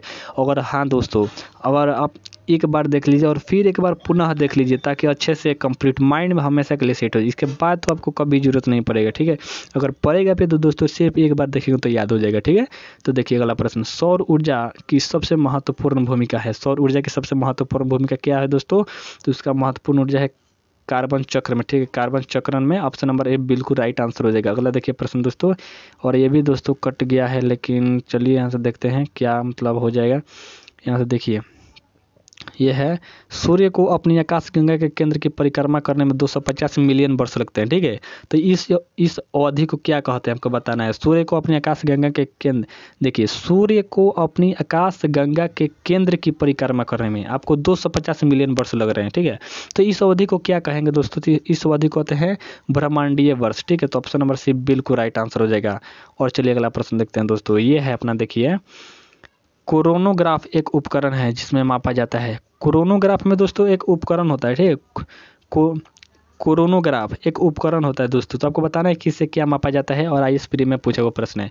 तो कोरोनोग्राफ एक उपकरण है जिससे दोस्तों अंतरिक्ष में उठने वाला तूफान को मापा जाता है। तो वेरी वेरी इंपॉर्टेंट है और इंटरेस्टिंग भी है, तो आपको ध्यान रखना है और अच्छे से अभी याद कर लेना है कि कोरोनोग्राफ एक उपकरण है जिससे मापा जाता है अंतरिक्ष में उठने वाला तूफान, ठीक है। अगला देखिए प्रश्न दोस्तों क्या है, यह है, यदि सूर्य का ताप 2 गुना हो जाए, सूर्य का ताप 2 गुना करने को कह रहा है, तो पृथ्वी पर प्राप्त होने वाली ऊर्जा कितने गुना बढ़ जाएगी?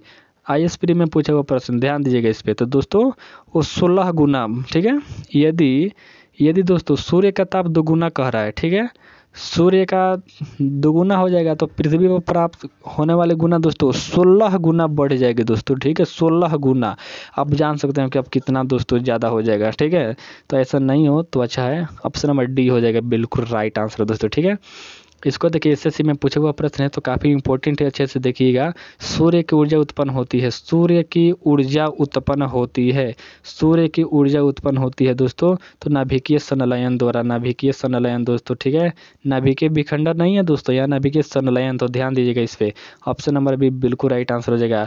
और दोस्तों इस चैनल पर अगर आप नए हैं तो चैनल को सब्सक्राइब तो जरूर कीजिएगा दोस्तों, क्योंकि आपके लिए हम इतना करते हैं दोस्तों, तो आपसे सब्सक्राइब करना है, ठीक है दोस्तों, क्योंकि आपको बहुत हेल्प मिलेगी इस चैनल से। क्योंकि दोस्तों जितना भी टॉपिक बन सकते हैं इंपॉर्टेंट, उससे कंप्लीट दोस्तों कम से कम तो 100 प्रश्न तो मतलब हम लाएंगे ही, ठीक है। प्रत्येक टॉपिक का 100 बहुत ही इंपॉर्टेंट एग्जाम में पूछे गए प्रश्न है। मतलब कि दोस्तों आपको इस चैनल से बहुत ज़्यादा लाभ होने वाला है, तो चैनल को सब्सक्राइब कीजिएगा और ज़्यादा से ज़्यादा दोस्तों शेयर कर दीजिए, ताकि अपना सब्सक्राइबर की संख्या दोस्तों बढ़े, ठीक है। तो आप ऐसा ज़रूर करेंगे दोस्तों, क्योंकि दोस्तों आप दोस्तों ज़रूर करेंगे, ठीक है। मेरा इतना मतलब विश्वास है आप पे, ठीक है। और चलिए अगला प्रश्न दोस्तों देखते हैं। यहाँ से देखिए अपना अगला प्रश्न क्या कर रहा है दोस्तों, ये अपने यहाँ से कहता है प्रश्न दोस्तों कि हीरक वलय एक दृश्य है जिसे देखा जा सकता है। हीरक वलय एक दृश्य है दोस्तों, ठीक है, जिसे देखा जा सकता है, ठीक है। तो जिसे देखा जा सकता है केवल पूर्णतया पथ चिन्ह के परिधीय क्षेत्रों पर ही देखा जा सकता है। तो ऑप्शन नंबर सी बिल्कुल राइट आंसर हो जाएगा। आईएएस प्री में पूछा हुआ प्रश्न दोस्तों, ठीक है। तो ध्यान दीजिएगा इस पर। अब देखिए दोस्तों ये एसएससी में पूछा हुआ प्रश्न, तो आपको बहुत ज़्यादा ध्यान देना है इस पर, ठीक है। निम्नलिखित में से कौन सी अभिक्रिया सूर्य से विकिरित होने वाली ऊर्जा का मुख्य कारण है? आपको बताना है कि कौन सी अभिक्रिया सूर्य से विकिरित होने वाली ऊर्जा का मुख्य कारण है दोस्तों, ठीक है। तो वह है नाभिकीय संलयन, ठीक है। ऑप्शन नंबर बी बिल्कुल राइट आंसर हो जाएगा, ठीक है। तो ध्यान दीजिएगा इस पे। और चलिए अपना अगला प्रश्न देखते हैं। ये है दोस्तों, सूर्य के रासायनिक मिश्रण में हाइड्रोजन का प्रतिशत है दोस्तों, अभी देखे थे, आपको याद आ रहा होगा 71%, ठीक है। तो 76 के 71% दोस्तों, ठीक है। और हीलियम का कितना बताए थे दोस्तों? 26.5%। तो इसको ध्यान देख लीजिए, प्रश्न में आ गया कि नहीं, कि सूर्य के रासायनिक मिश्रण में हाइड्रोजन का प्रतिशत बताना है, तो 71%। आरआरबी 2 में पूछे हुआ प्रश्न दोस्तों, वेरी वेरी इंपॉर्टेंट प्रश्न, ठीक है। तो आप ध्यान दीजिएगा इस पे। देखिए अगला प्रश्न, सूर्य का प्रभाव मंडल प्रकाश के अपवर्तन से उत्पन्न होता है। आईएएस प्री में पूछे वो प्रश्न, देखिए इसका राइट आंसर क्या होगा दोस्तों, ठीक है। तो इसका राइट आंसर हो जाएगा पक्षाभ मेघों की हिमस्टिफिक, यहाँ से हो जाएगा ऑप्शन नंबर सी बिल्कुल राइट दोस्तों। क्या कर रहा है, सूर्य का प्रभाव मंडल प्रकाश के अपवर्तन से उत्पन्न होता है पक्षाभ मेघों के हिमस्टिफिक, ठीक है, पक्षाभ मेघों के हिम स्फटिको, ठीक है। तो ऑप्शन नंबर सी दोस्तों, हमको ये पढ़ने में दिक्कत होता है, हमसे नहीं बोला जाता है, ठीक है। तो आप मतलब इसके लिए हम सॉरी, ठीक है। यहाँ से देखिए अगला प्रश्न दोस्तों क्या है, ये है एक खगोलीय एकक औसत दूरी है। एक खगोलीय एकक जो है वो औसत कितनी दूरी के बराबर होता है, खगोलीय दूरी आपको बताना है दोस्तों, ठीक है। तो दोस्तों देखिए इसका राइट आंसर क्या हो जाएगा, तो इसका राइट आंसर हो जाएगा पृथ्वी और सूर्य के बीच। दोस्तों आपको बता देना चाहता हूँ कि पृथ्वी और सूर्य के बीच की दूरी जितना होता है ना दोस्तों, उसी को एक खगोलीय दोस्तों कहते हैं, ठीक है। एक खगोलीय दूरी बराबर इतना होता है, पृथ्वी और सूर्य के बीच की जितनी दूरी होती है उसी को एक खगोलीय दूरी कहते हैं। तो ऑप्शन नंबर ए बिल्कुल राइट आंसर हो जाएगा, ध्यान दीजिएगा इस पे। और देखिए एनडीए में पूछा हुआ प्रश्न है अपना, तो ध्यान देना इस पे। पृथ्वी तक पहुंचने के लिए सूर्य से चला प्रकाश समय लेती है, कितना समय लेती है पृथ्वी तक पहुंचने में दोस्तों, सूर्य का जो प्रकाश है वो सूर्य से पृथ्वी तक पहुंचने में कितना समय लेती है, जो कि वेरी वेरी इंपॉर्टेंट प्रश्न दोस्तों, आपको ये पता जरूर होना चाहिए। तो दोस्तों 8 मिनट, ठीक है, 8 मिनट, ऑप्शन नंबर सी बिल्कुल राइट आंसर हो जाएगा। यहाँ देखिए 80 नंबर प्रश्न क्या है दोस्तों, हम टोटल 200 प्रश्न देखेंगे, तो आप कंप्लीटली इस वीडियो को देख लीजिए, इसके बाद आपको कहीं देखने की जरूरत नहीं पड़ेगी दोस्तों। ये 80 नंबर पे है, अभी दोस्तों 120 बाकी है। तो आप देखिए महा मैराथन क्लास है, एक भी प्रश्न नहीं छोड़ने वाला है दोस्तों, ठीक है ना। देखिए क्या है, ग्रहों के बारे में निम्न में से क्या सत्य है। तो ग्रहों के बारे में दोस्तों निम्न क्या सत्य है, आप टोटल यहाँ वीडियो को पॉज कीजिए और पढ़ लीजिए क्या सत्य है। हम इसका राइट आंसर बता रहे हैं, ये अप्रकाशमान होते हुए भी चमकते हैं, ठीक है। ग्रह दोस्तों, ग्रहों के लिए क्या सत्य है, तो ग्रह के लिए सत्य है कि यह अप्रकाशमय होते हुए भी चमकते हैं। यानी दोस्तों कुल मिलाकर कि ग्रह चमकीले नहीं होते हैं, लेकिन अचमकीले होते हुए भी दोस्तों चमकते हैं। ऑप्शन नंबर भी बिल्कुल राइट आंसर हो जाएगा, ठीक है। तो ध्यान दीजिएगा इस पे। अगला देखिए प्रश्न दोस्तों क्या है, अगला जो अपना प्रश्न है दोस्तों ये है, निम्नलिखित में से कौन सा भीतरी यानी आंतरिक ग्रहों को प्रस्तुत करता है। असिस्टेंट कमांडेंट 2019 में पूछा हुआ प्रश्न, ध्यान दीजिए, निम्नलिखित में से कौन सा भीतरी ग्रहों को प्रस्तुत करता है। तो दोस्तों 81 का ऑप्शन नंबर बी हो जाएगा, सूर्य और क्षुद्र ग्रहों की मेखला के बीच के ग्रह, सूर्य और क्षुद्र ग्रहों यानी एस्टर सदृश की मेखला के बीच के ग्रह। ऑप्शन नंबर भी बिल्कुल राइट आंसर हो जाएगा दोस्तों, ठीक है। अपना ये प्रश्न देखिए दोस्तों, ये अपना आरआरबी 2007 में पूछा हुआ प्रश्न है, पार्थिव ग्रह कौन कौन से हैं, यानी पार्थिव ग्रह के अंतर्गत कौन कौन से दोस्तों ग्रह आते हैं हमको बताना है। तो इसका राइट आंसर हो जाएगा बुध शुक्र पृथ्वी मंगल, ये चारों ग्रह दोस्तों पार्थिव ग्रह के अंतर्गत आते हैं। कौन कौन, बुध शुक्र पृथ्वी मंगल। अपना पृथ्वी है भी दोस्तों पार्थिव ग्रह के अंतर्गत आती है, तो ध्यान दीजिएगा, एग्जाम में अलग से यह प्रश्न पूछा जा सकता है। तो ऑप्शन नंबर बी बिल्कुल राइट आंसर हो जाएगा। और चलिए देखते हैं 83 नंबर प्रश्न दोस्तों क्या है, ठीक है। देखिए यहाँ से क्या है, ये है दोस्तों, ये प्रश्न अपना है, देखिए क्या है, सूर्य तथा पृथ्वी के मध्य ग्रह है, सूर्य तथा पृथ्वी के मध्य आपको ग्रह बताना है दोस्तों। तो कौन है दोस्तों, बुध और शुक्र दोनों है, बुध एवं शुक्र। तो ऑप्शन नंबर सी बिल्कुल राइट आंसर हो जाएगा, ठीक है। अगला प्रश्न देखिए दोस्तों, सूर्य के सबसे निकट का ग्रह कौन सा है, SSC 2011 में, तो आपको बहुत ज़्यादा ध्यान देना है और अभी याद कर लेना है दोस्तों, इसको बहुत ईजी है दोस्तों। तो बुध है अपना, ठीक है। सूर्य के सबसे निकट का कौन सा ग्रह है, तो बुध है। और इसके पहले भी ये क्वेश्चन आया था, लेकिन ये SSC में नहीं, वो दूसरे एग्जाम में पूछा हुआ था, ठीक है। तो अब ध्यान दीजिएगा, RR यहाँ हो जाएगा बुध हो जाएगा। सूर्य के सबसे निकटतम तारा कौन है दोस्तों, ग्रह है दोस्तों, तो बुध है, ठीक है। ध्यान दीजिएगा इस पर। अगला प्रश्न देखिए दोस्तों, ये है, सौर परिवार का सबसे छोटा ग्रह कौन सा है, RRB 2005, वेरी वेरी इंपॉर्टेंट। सौर परिवार का सबसे छोटा ग्रह कौन सा है दोस्तों, आपको बताना है। तो दोस्तों वो है अपना बुध। बुध जो है ना अपना सौर परिवार का सबसे छोटा ग्रह है दोस्तों बुध, ठीक है। अगला प्रश्न देखिए दोस्तों, ये है, 8 ग्रहों में बुध सूर्य से कौन से स्थान पर स्थित हैं। 8 ग्रहों में जो अपना टोटल 8 ग्रह है ना दोस्तों, तो बताना है कि 8 ग्रहों में बुध सूर्य से कौन से स्थान पर स्थित है, जो कि वेरी वेरी इंपॉर्टेंट प्रश्न है। तो दोस्तों इसका राइट आंसर हो जाएगा पहला दोस्तों, पहला। तो ठीक है, ध्यान रखिएगा, 8 ग्रहों में से बुध सूर्य से कौन से स्थान पर है, तो पहला नंबर पर है, ठीक है। तो ध्यान दीजिएगा इस पे दोस्तों, SSC में पूछा हुआ प्रश्न है। देखिए अगला प्रश्न है, निम्नलिखित में से कौन सा ग्रह सबसे कम समय में सूर्य का चक्कर लगाता है। कौन सा ग्रह दोस्तों सबसे कम समय में सूर्य का पूरा परिक्रमा कर लेता है दोस्तों? वो अपना बुध है, ठीक है। बुध ही है जो कि काफ़ी नज़दीक है, तो जल्दी चक्कर लगा लेगा दोस्तों, ठीक है। तो देखिए अगला प्रश्न दोस्तों क्या है। ये अपना जो दोस्तों प्रश्न है ये कह रहा है कि बुध नक्षत्र में एक वर्ष में दिनों की संख्या कितनी होती है। यानी बुध नक्षत्र में एक वर्ष में दिनों की संख्या आपको बतानी है दोस्तों, ठीक है। तो दिनों की संख्या होती है 88 दिन दोस्तों। वेरी वेरी इंपॉर्टेंट प्रश्न है, SSC 2015 में पूछा हुआ प्रश्न है दोस्तों। इस चैनल को सब्सक्राइब जरूर कीजिएगा और अपने दोस्तों के पास शेयर जरूर कीजिएगा दोस्तों, क्योंकि आपके लिए हम इतना करते हैं तो आप मेरे लिए इतना कर सकते हैं दोस्तों, ठीक है। तो देखिए क्या है, बुध नक्षत्र में एक वर्ष में दिनों की संख्या कितनी होती है दोस्तों? 88 दिन होती है। तो अब ध्यान दीजिएगा इस पे। और देखिए ये वाला ग्राफ वाला प्रश्न है दोस्तों, तो इसको अच्छे से देखेंगे क्योंकि एग्जाम में ऐसे पूछे जाते हैं और हम लोग को ये पता नहीं होता कि ऐसे भी प्रश्न आते हैं। तो देखिए बुध ग्रह सूर्य के चारों ओर दीर्घवृत्तीय कक्षा में परिक्रमा कर रहा है, ठीक है। आपको देखिए बुध ग्रह सूर्य के चारों ओर दीर्घवृत्तीय कक्षा में परिक्रमा कर रहा है, जैसा कि आकृति में दर्शाया गया है। यहाँ देखिए दर्शाया गया है जिस बिंदु पर बुध की गतिज ऊर्जा अधिकतम होगी वह चिन्हित किया गया है। और कहाँ अधिकतम होगी, यहाँ पर अधिकतम होगी चिन्हित किया गया है, ठीक है। तो आपको बताना है कि कहाँ से मतलब दोस्तों अधिकतम होगी, बुध की गतिज ऊर्जा अधिकतम कहाँ से होगी, ठीक है दोस्तों, आपको बताना है। तो इसका राइट आंसर क्या हो जाएगा दोस्तों, यहीं से दोस्तों, ठीक है, यहीं से अधिकतम हो जाएगी, ठीक है। तो ए से, ठीक है। तो ऑप्शन नंबर क्या हो जाएगा दोस्तों, यहाँ से यानी कि ए से। तो ऑप्शन नंबर ए बिल्कुल राइट आंसर हो जाएगा। अगला देखिए प्रश्न दोस्तों जो कि SSC में पूछा हुआ प्रश्न है, तो आपके लिए काफ़ी इंपॉर्टेंट है।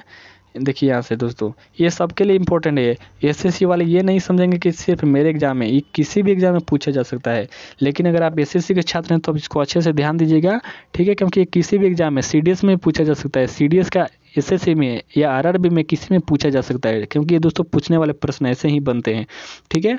तो देखिए प्रश्न क्या कर रहा है, बुध ग्रह के उपग्रहों की संख्या बताना है कि बुध ग्रहों के उपग्रहों की कुल संख्या कितनी है दोस्तों, ठीक है। तो उसके पास कोई मतलब वो तो है ही नहीं दोस्तों, ठीक है। तो बुध ग्रह के उपग्रहों की संख्या, बुध ग्रह के पास दोस्तों एक भी उपग्रह नहीं है, तो ऑप्शन नंबर ए बिल्कुल राइट आंसर हो जाएगा, शून्य, ठीक है।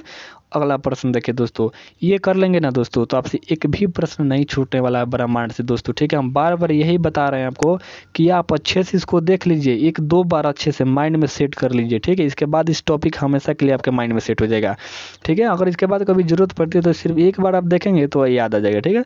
तो अच्छे से देख लीजिए दोस्तों, कंप्लीट 200 दोस्तों, 200 प्रश्न है कंप्लीट दोस्तों, इससे बाहर प्रश्न नहीं पूछे जाएंगे आपके एग्जाम में, ठीक है। देखिए प्रश्न क्या है, हमारे सौर मंडल के निम्नलिखित में से किस ग्रह का द्रव्यमान न्यूनतम है। CDS में प्रश्न पूछा हुआ है जो कि वेरी वेरी इंपॉर्टेंट प्रश्न है।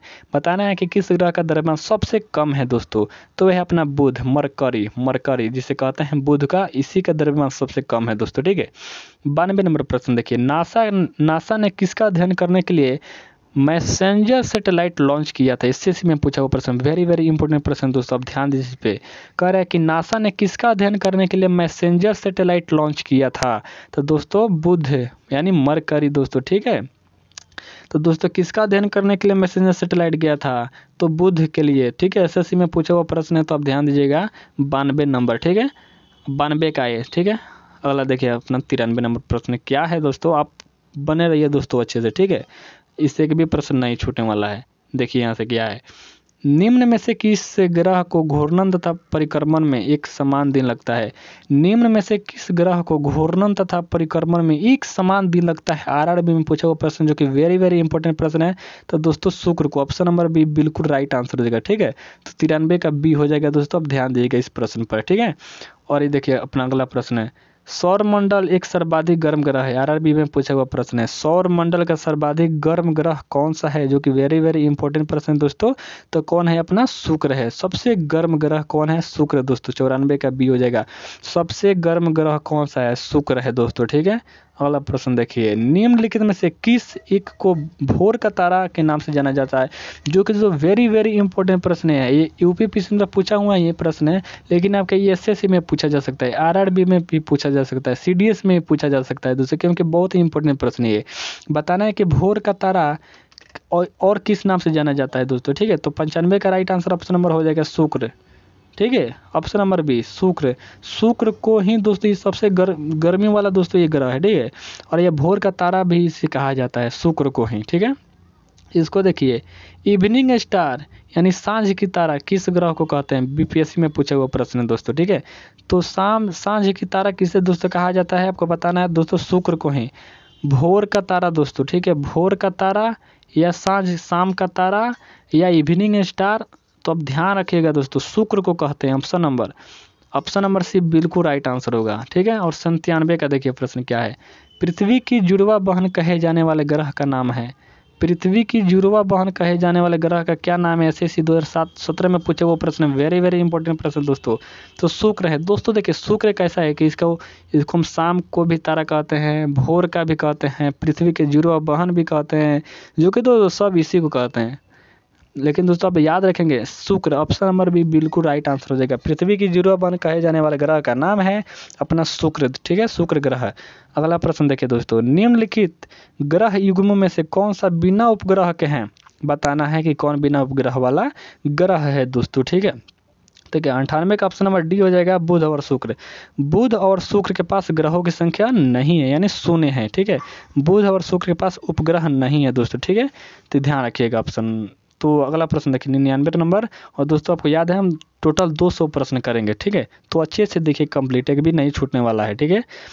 मैगलन अंतरिक्ष यान किस ग्रह हेतु भेजा गया? मैगलन अंतरिक्ष यान किस ग्रह हेतु भेजा गया दोस्तों?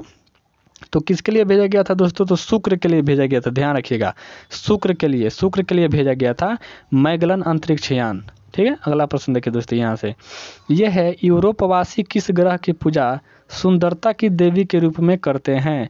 यूरोपवासी किस ग्रह की पूजा सुंदरता की देवी के रूप में करते हैं?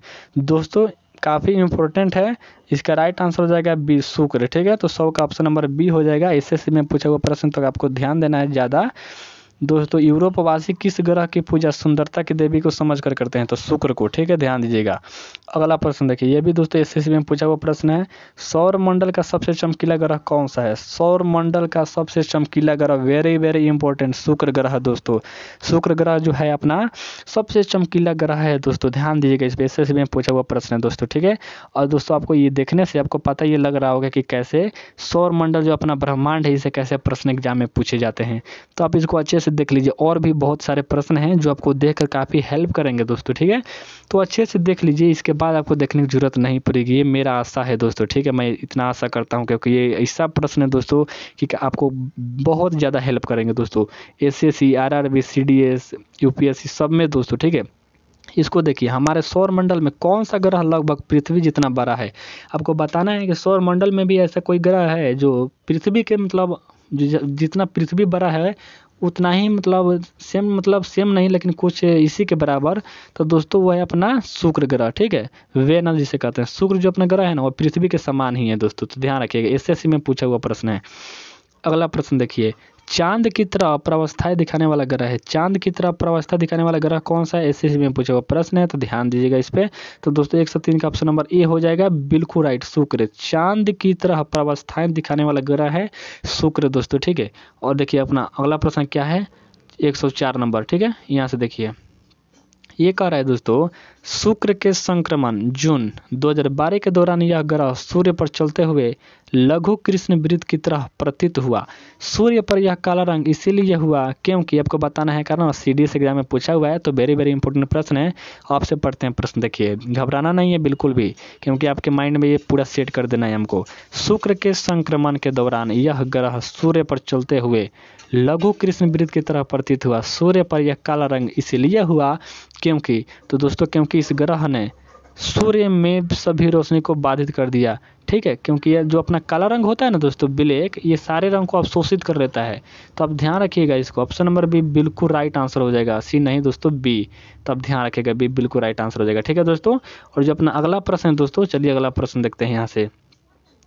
यहाँ देखिए अपना अगला प्रश्न दोस्तों, यहाँ से ये क्या है, देखिए यहाँ से कह रहा है, एक जीवधारी के रूप में पृथ्वी का वैज्ञानिक नाम है। एक जीवधारी के रूप में आपको पृथ्वी का वैज्ञानिक नाम बताना है दोस्तों, ठीक है। तो अपना है ग्रीन प्लैनेट, ठीक है, ग्रीन प्लैनेट के नाम से अपना जो अपना पृथ्वी है इसको जाना जाता है, किसके रूप में दोस्तों? जीवधारी के रूप में दोस्तों, ठीक है। तो जीवधारी के रूप में पृथ्वी का वैज्ञानिक नाम है ग्रीन प्लैनेट, ठीक है। तो ऑप्शन नंबर सी बिल्कुल राइट आंसर हो जाएगा। देखिए अगला प्रश्न, निम्नलिखित में से किसने सबसे पहले यह कहा था कि पृथ्वी गोलाकार है। आरआरबी 2006 में वेरी वेरी इंपॉर्टेंट प्रश्न दोस्तों, आपको बताना है सबसे पहले कौन कहा था कि पृथ्वी गोलाकार है। तो दोस्तों अपना अरस्तु ने कहा था, ठीक है, अरस्तु ने कहा था। ऑप्शन नंबर ए बिल्कुल राइट आंसर हो जाएगा। अगला प्रश्न देखिए दोस्तों, पृथ्वी का व्यास कितना, जो कि वेरी वेरी इंपॉर्टेंट प्रश्न दोस्तों, काफ़ी महत्वपूर्ण प्रश्न है दोस्तों, ठीक है। आपको बताना है पृथ्वी का व्यास कितना है। तो दोस्तों 12,800 किलोमीटर है, 12,800 किलोमीटर है दोस्तों, ठीक है। पृथ्वी का व्यास कितना है, 12,800 किलोमीटर दोस्तों व्यास है, ठीक है। और इसका त्रिज्या पूछेगा तो इसका आधा कर दीजिए, 6,400 हो जाएगा, ठीक है दोस्तों, 6400, ठीक है। और अगर आपको दोस्तों त्रिज्या याद है पृथ्वी का 6400 आप कहेंगे और इसका व्यास पूछेगा, इसको डबल कर देंगे दोस्तों, ठीक है, तो हो जाएगा।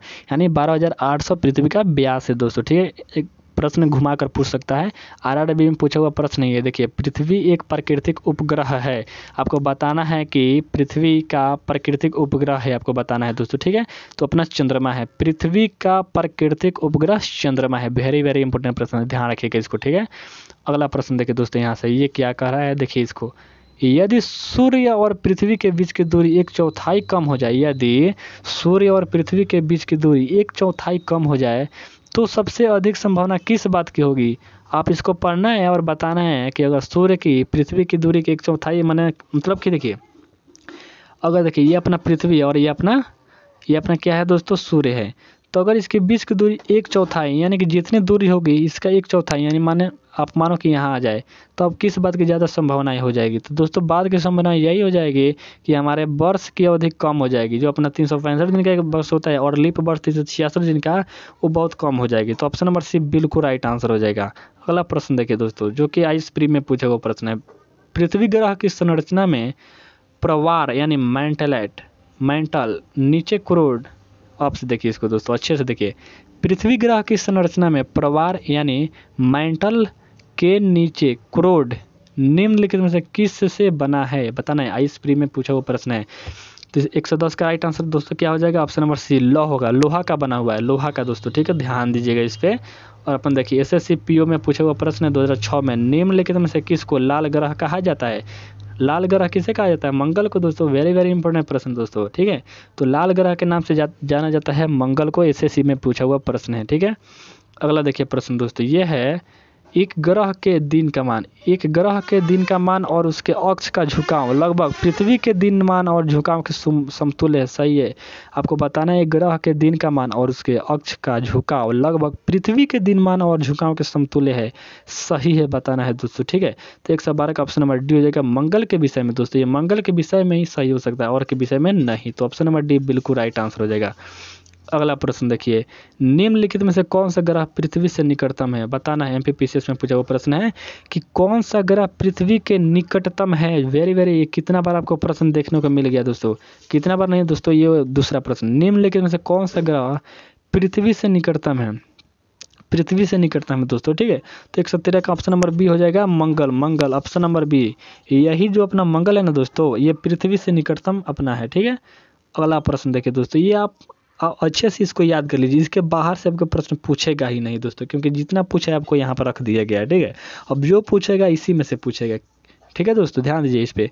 किस ग्रह का आकार अंडाकार है, किस ग्रह का दोस्तों आकार अंडाकार है, बताना है। तो 114 का ऑप्शन नंबर सी मंगल ग्रह, मंगल जो ग्रह है ना अपना अंडाकार आकृति है इसकी, ठीक है, ध्यान दीजिएगा इस पे। अगला देखिए प्रश्न क्या है, मंगल पर जीवन की उपस्थिति के लिए निम्नलिखित में से कौन सी एक अवस्था सबसे सुसंगत है। आइस प्री में पूछा हुआ प्रश्न है कि मंगल पर जीवन की उपस्थिति के लिए कौन सी अवस्था सुसंगत है, बताना है आपको, कौन सी अवस्था सुसंगत है। तो दोस्तों बर्फ क्षत्रकों और हिमशीतित जल की उपस्थिति, ऑप्शन नंबर सी बिल्कुल राइट आंसर हो जाएगा दोस्तों, ठीक है। तो ध्यान दीजिएगा इस पे। चलिए अपना अगला प्रश्न देखते हैं, 116 नंबर प्रश्न दोस्तों क्या है, ठीक है। देखिए अपना 116 नंबर प्रश्न ये है दोस्तों, फिनिक्स मार्स लैंडर मंगल ग्रह की सतह पर किस तिथि को उतरा। वेरी वेरी इंपॉर्टेंट प्रश्न दोस्तों, देखिए फिनिक्स मार्स लैंडर, ठीक है, मंगल ग्रह की सतह पर किस तिथि को उतरा था, आपको तिथि बताना है किस दिन को। तो दोस्तों 25 मई 2008 को, 25 मई 2008 को फिनिक्स मार्स लैंडर मंगल ग्रह पर उतरा था दोस्तों, ठीक है, 25 मई 2008 को। वेरी वेरी इंपॉर्टेंट प्रश्न, ध्यान दीजिएगा उस प्रश्न पर, ठीक है।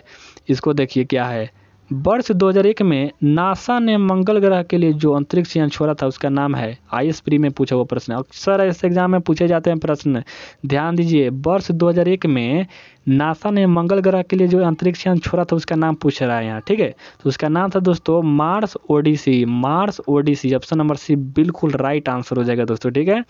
अगला प्रश्न देखिए दोस्तों, इनमें से कौन पृथ्वी के आकार की तुलना में छोटे ग्रह हैं? इनमें से कौन पृथ्वी के आकार की तुलना में सबसे छोटे ग्रह हैं? और ऐसे 2018 में पूछा हुआ प्रश्न दोस्तों, ठीक है। 118 का सी हो जाएगा शुक्र एवं मंगल। जो अपना शुक्र एवं मंगल है दोस्तों, पृथ्वी के तुलना अगर किया जाए तो छोटे हैं दोनों, शुक्र एवं मंगल दोस्तों, ठीक है। अगला प्रश्न देखिए दोस्तों, ये क्या करा है, सूर्य के गिर्द एक परिक्रमा के लिए निम्न में से कौन सा ग्रह अधिकतम समय लेता है? आपको बताना है कि सूर्य के परिक्रमा करने में सबसे ज़्यादा समय कौन लेता है? बृहस्पति दोस्तों, क्योंकि सबसे दूर है। तो देखिए दोस्तों, ये मतलब कि यही हो जाएगा इसका right answer option number B, बृहस्पति सबसे ज़्यादा समय लेता है और बुध सबसे कम लेता है, ठीक है। इसको देखिए दोस्तों प्रश्न को, सौर मंडल में सबसे बड़ा ग्रह कौन सा है? सौर मंडल में सबसे बड़ा ग्रह कौन सा है? और काफ़ी इंपॉर्टेंट है, आरआरबी में पूछा हुआ प्रश्न है। तो दोस्तों सबसे बड़ा ग्रह बताना है, सबसे बड़ा। तो दोस्तों अपना बृहस्पति है। और इसके याद करने का ट्रिक आपको बता देते हैं। देखिए दोस्तों, सबसे बड़ा ये लिखा हुआ कि नहीं, बृहस्पति आप लिखेंगे तो ये सबसे बड़ा, मतलब इसको लिखने में जगह लगेगा, ठीक है। तो बृहस्पति से आप सबसे 12 ग्रह यहाँ से कंसीडर कर सकते हैं नाम से ही, क्योंकि ये 12 नाम है, ठीक है। तो आरआरबी 2011 में पूछा हुआ प्रश्न है कि सबसे 12 ग्रह कौन सा है सौर मंडल में? तो बृहस्पति है दोस्तों, ठीक है। और अपना अगला प्रश्न देखिए दोस्तों क्या है, यह है बृहस्पति ग्रह के चंद्रमाओं की खोज निम्न में से किस एक वैज्ञानिक ने की थी? बृहस्पति ग्रह के चंद्रमाओं की खोज निम्न में से किस वैज्ञानिक ने की थी दोस्तों? तो की थी गैलीलियो ने। ऑप्शन नंबर बी बिल्कुल राइट आंसर हो जाएगा दोस्तों, ठीक है। अगला प्रश्न देखिए दोस्तों, किसमें पृथ्वी के अतिरिक्त जीवन की संभावनाएं हैं? क्योंकि वहाँ एक पर्यावरण जीवन के लिए बहुत अनुकूल है। आपको बताना है कि पृथ्वी के अतिरिक्त यानी पृथ्वी के अलावा भी कोनो ग्रह है जहाँ जीने के लिए मतलब जीवन संभव है। तो आपको बताना है इसका राइट आंसर क्या हो जाएगा। तो दोस्तों वह है अपना यूरोपा, बृहस्पति का चंद्रमा दोस्तों। ऑप्शन नंबर सी बिल्कुल राइट आंसर हो जाएगा, यूरोपा बृहस्पति का चंद्रमा दोस्तों, ठीक है। ऑप्शन नंबर सी आंसर हो जाएगा इसका राइट। इसको देखिए, यह है बृहस्पति का वलय होता है, बृहस्पति का वलय होता है। 123 का ऑप्शन नंबर ए बिल्कुल राइट आंसर हो जाएगा। सिलिकेटों का बना हुआ जो अपना बृहस्पति का वलय होता है, आप देखे होंगे तो सिलिकेट का बना होता है, उसका जो वलय होता है, वलय किसका बना होता है? सिलिकेटों का बना होता है, ठीक है। ऑप्शन नंबर ए बिल्कुल राइट आंसर हो जाएगा। अगला प्रश्न देखिए, निम्नलिखित में से किसके भीतर बृहस्पति का गैलीलियन उपग्रह नहीं है? निम्नलिखित में से किसके भीतर बृहस्पति का गैलीलियन उपग्रह नहीं है? एसएससी में पूछा हुआ प्रश्न दोस्तों, को ज़्यादा ध्यान देना इस पे, ठीक है। 124 का ऑप्शन नंबर हो जाएगा डी, डीमोस। दोस्तों देखिए, हम एसएससी पर ज़्यादा जोर दे रहे हैं, तो ये नहीं कि सीडीएस नहीं, सब दोस्तों ध्यान देंगे, ठीक है। एसएससी है कि दोस्तों ये मतलब कि इसमें जब एग्जाम में ये प्रश्न पूछा जा सकता है तो आपके में अवश्य पूछा जा सकता है, इसीलिए दोस्तों हम यहाँ ज़्यादा दे रहे हैं, ठीक है। तो देखिए, निम्नलिखित में से किसमें भीतर बृहस्पति का गैलीलियन उपग्रह नहीं आपको बताना है? तो दोस्तों अपना है डीमोस। अगला देखिए प्रश्न दोस्तों क्या है, ये है बृहस्पति का द्रव्यमान है लगभग। एसएससी में पूछा हुआ प्रश्न दोस्तों, ध्यान दीजिए, बृहस्पति का द्रव्यमान कितना है आपको बताना है दोस्तों, ठीक है। तो सूर्य के द्रव्यमान का 1000वां भाग, यानी सूर्य का जितना द्रव्यमान होगा ना दोस्तों उसका 1000। मान लीजिए आप कि सूर्य का द्रव्यमान 100 है, तो उसका 1000 से भाग देंगे ना दोस्तों, जितना आएगा तब उसका बृहस्पति का द्रव्यमान है। तो आप इस बात से ये आप समझ सकते हैं कि सूर्य कितना ज़्यादा द्रव्यमान इसका है, बहुत ज़्यादा दोस्तों, बहुत ज़्यादा, ठीक है। तो 2011 में पूछा हुआ प्रश्न है, तो बृहस्पति का द्रव्यमान सूर्य के द्रव्यमान की 1000वां भाग है दोस्तों, ध्यान दीजिएगा, काफ़ी इंपॉर्टेंट प्रश्न है, ठीक है। देखिए ये प्रश्न है, बृहस्पति का अध्ययन करने वाला उपग्रह कौन सा है? आरआरबी में पूछा हुआ प्रश्न, वेरी वेरी इंपॉर्टेंट है दोस्तों। बृहस्पति का अध्ययन करने वाला उपग्रह कौन सा है दोस्तों? 126 का right answer option number D हो जाएगा, बाइजर 1, बाइजर फर्स्ट दोस्तों, ठीक है। 126 का ऑप्शन नंबर डी हो जाएगा दोस्तों, ठीक है।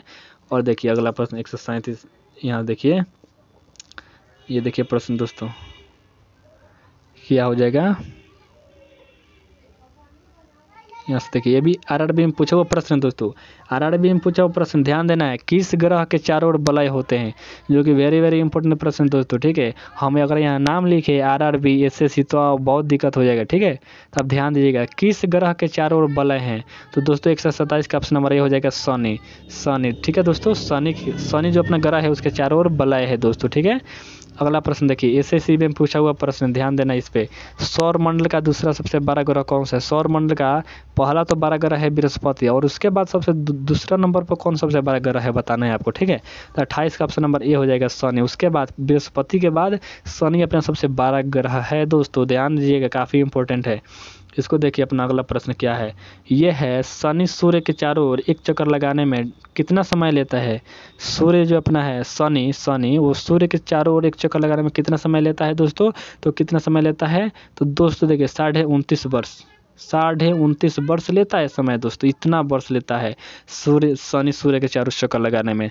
तो वेरी वेरी इंपॉर्टेंट प्रश्न है, ऑप्शन नंबर सी हो जाएगा। शनि सूर्य के चारों चक्कर लगाने में 29.5 वर्ष समय लेता है, ठीक है।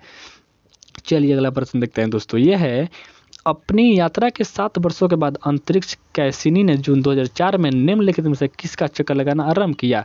दोस्तों देखिए प्रश्न क्या कह रहा है कि अपनी यात्रा के 7 वर्ष के बाद अंतरिक्ष कैसिनी ने 2004 में किसका चक्कर लगाना आरंभ किया? 2004 में किसका चक्कर लगाना आरंभ किया था बताना है आपको दोस्तों, ठीक है। तो शनि के ग्रह लगाना आरंभ कर दिया, कौन? कैसिनी जो अपना है अंतरिक्ष यान, ठीक है। कैसिनी ने 2004 से शनि के ग्रह चक्कर लगाना आरंभ कर दिया था। वेरी वेरी इंपॉर्टेंट प्रश्न दोस्तों, ध्यान दीजिएगा इस प्रश्न पर। और दोस्तों यहाँ सब कट हो गया है, लेकिन हम आपको बता देते हैं इतना तो, मतलब देखिए क्या है, इसको हम देख लेते हैं। निम्नलिखित में से कौन से ग्रह के सर्वाधिक प्राकृतिक उपग्रह अथवा चंद्र है? कह रहा है कि निम्नलिखित में से कौन से ग्रह के सर्वाधिक प्राकृतिक उपग्रह अथवा चंद्र हैं? तो 131 का राइट आंसर दोस्तों क्या हो जाएगा? शनि दोस्तों, ऑप्शन नंबर सी बिल्कुल राइट आंसर हो जाएगा, ठीक है। अगला प्रश्न देखिए दोस्तों, ये प्रश्न कर रहा है शनि ग्रह दोस्तों नेपच्यून से गर्म है। नेपच्यून जो अपना ग्रह है दोस्तों उससे गर्म है, ठीक है। शनि ग्रह नेपच्यून से गर्म है।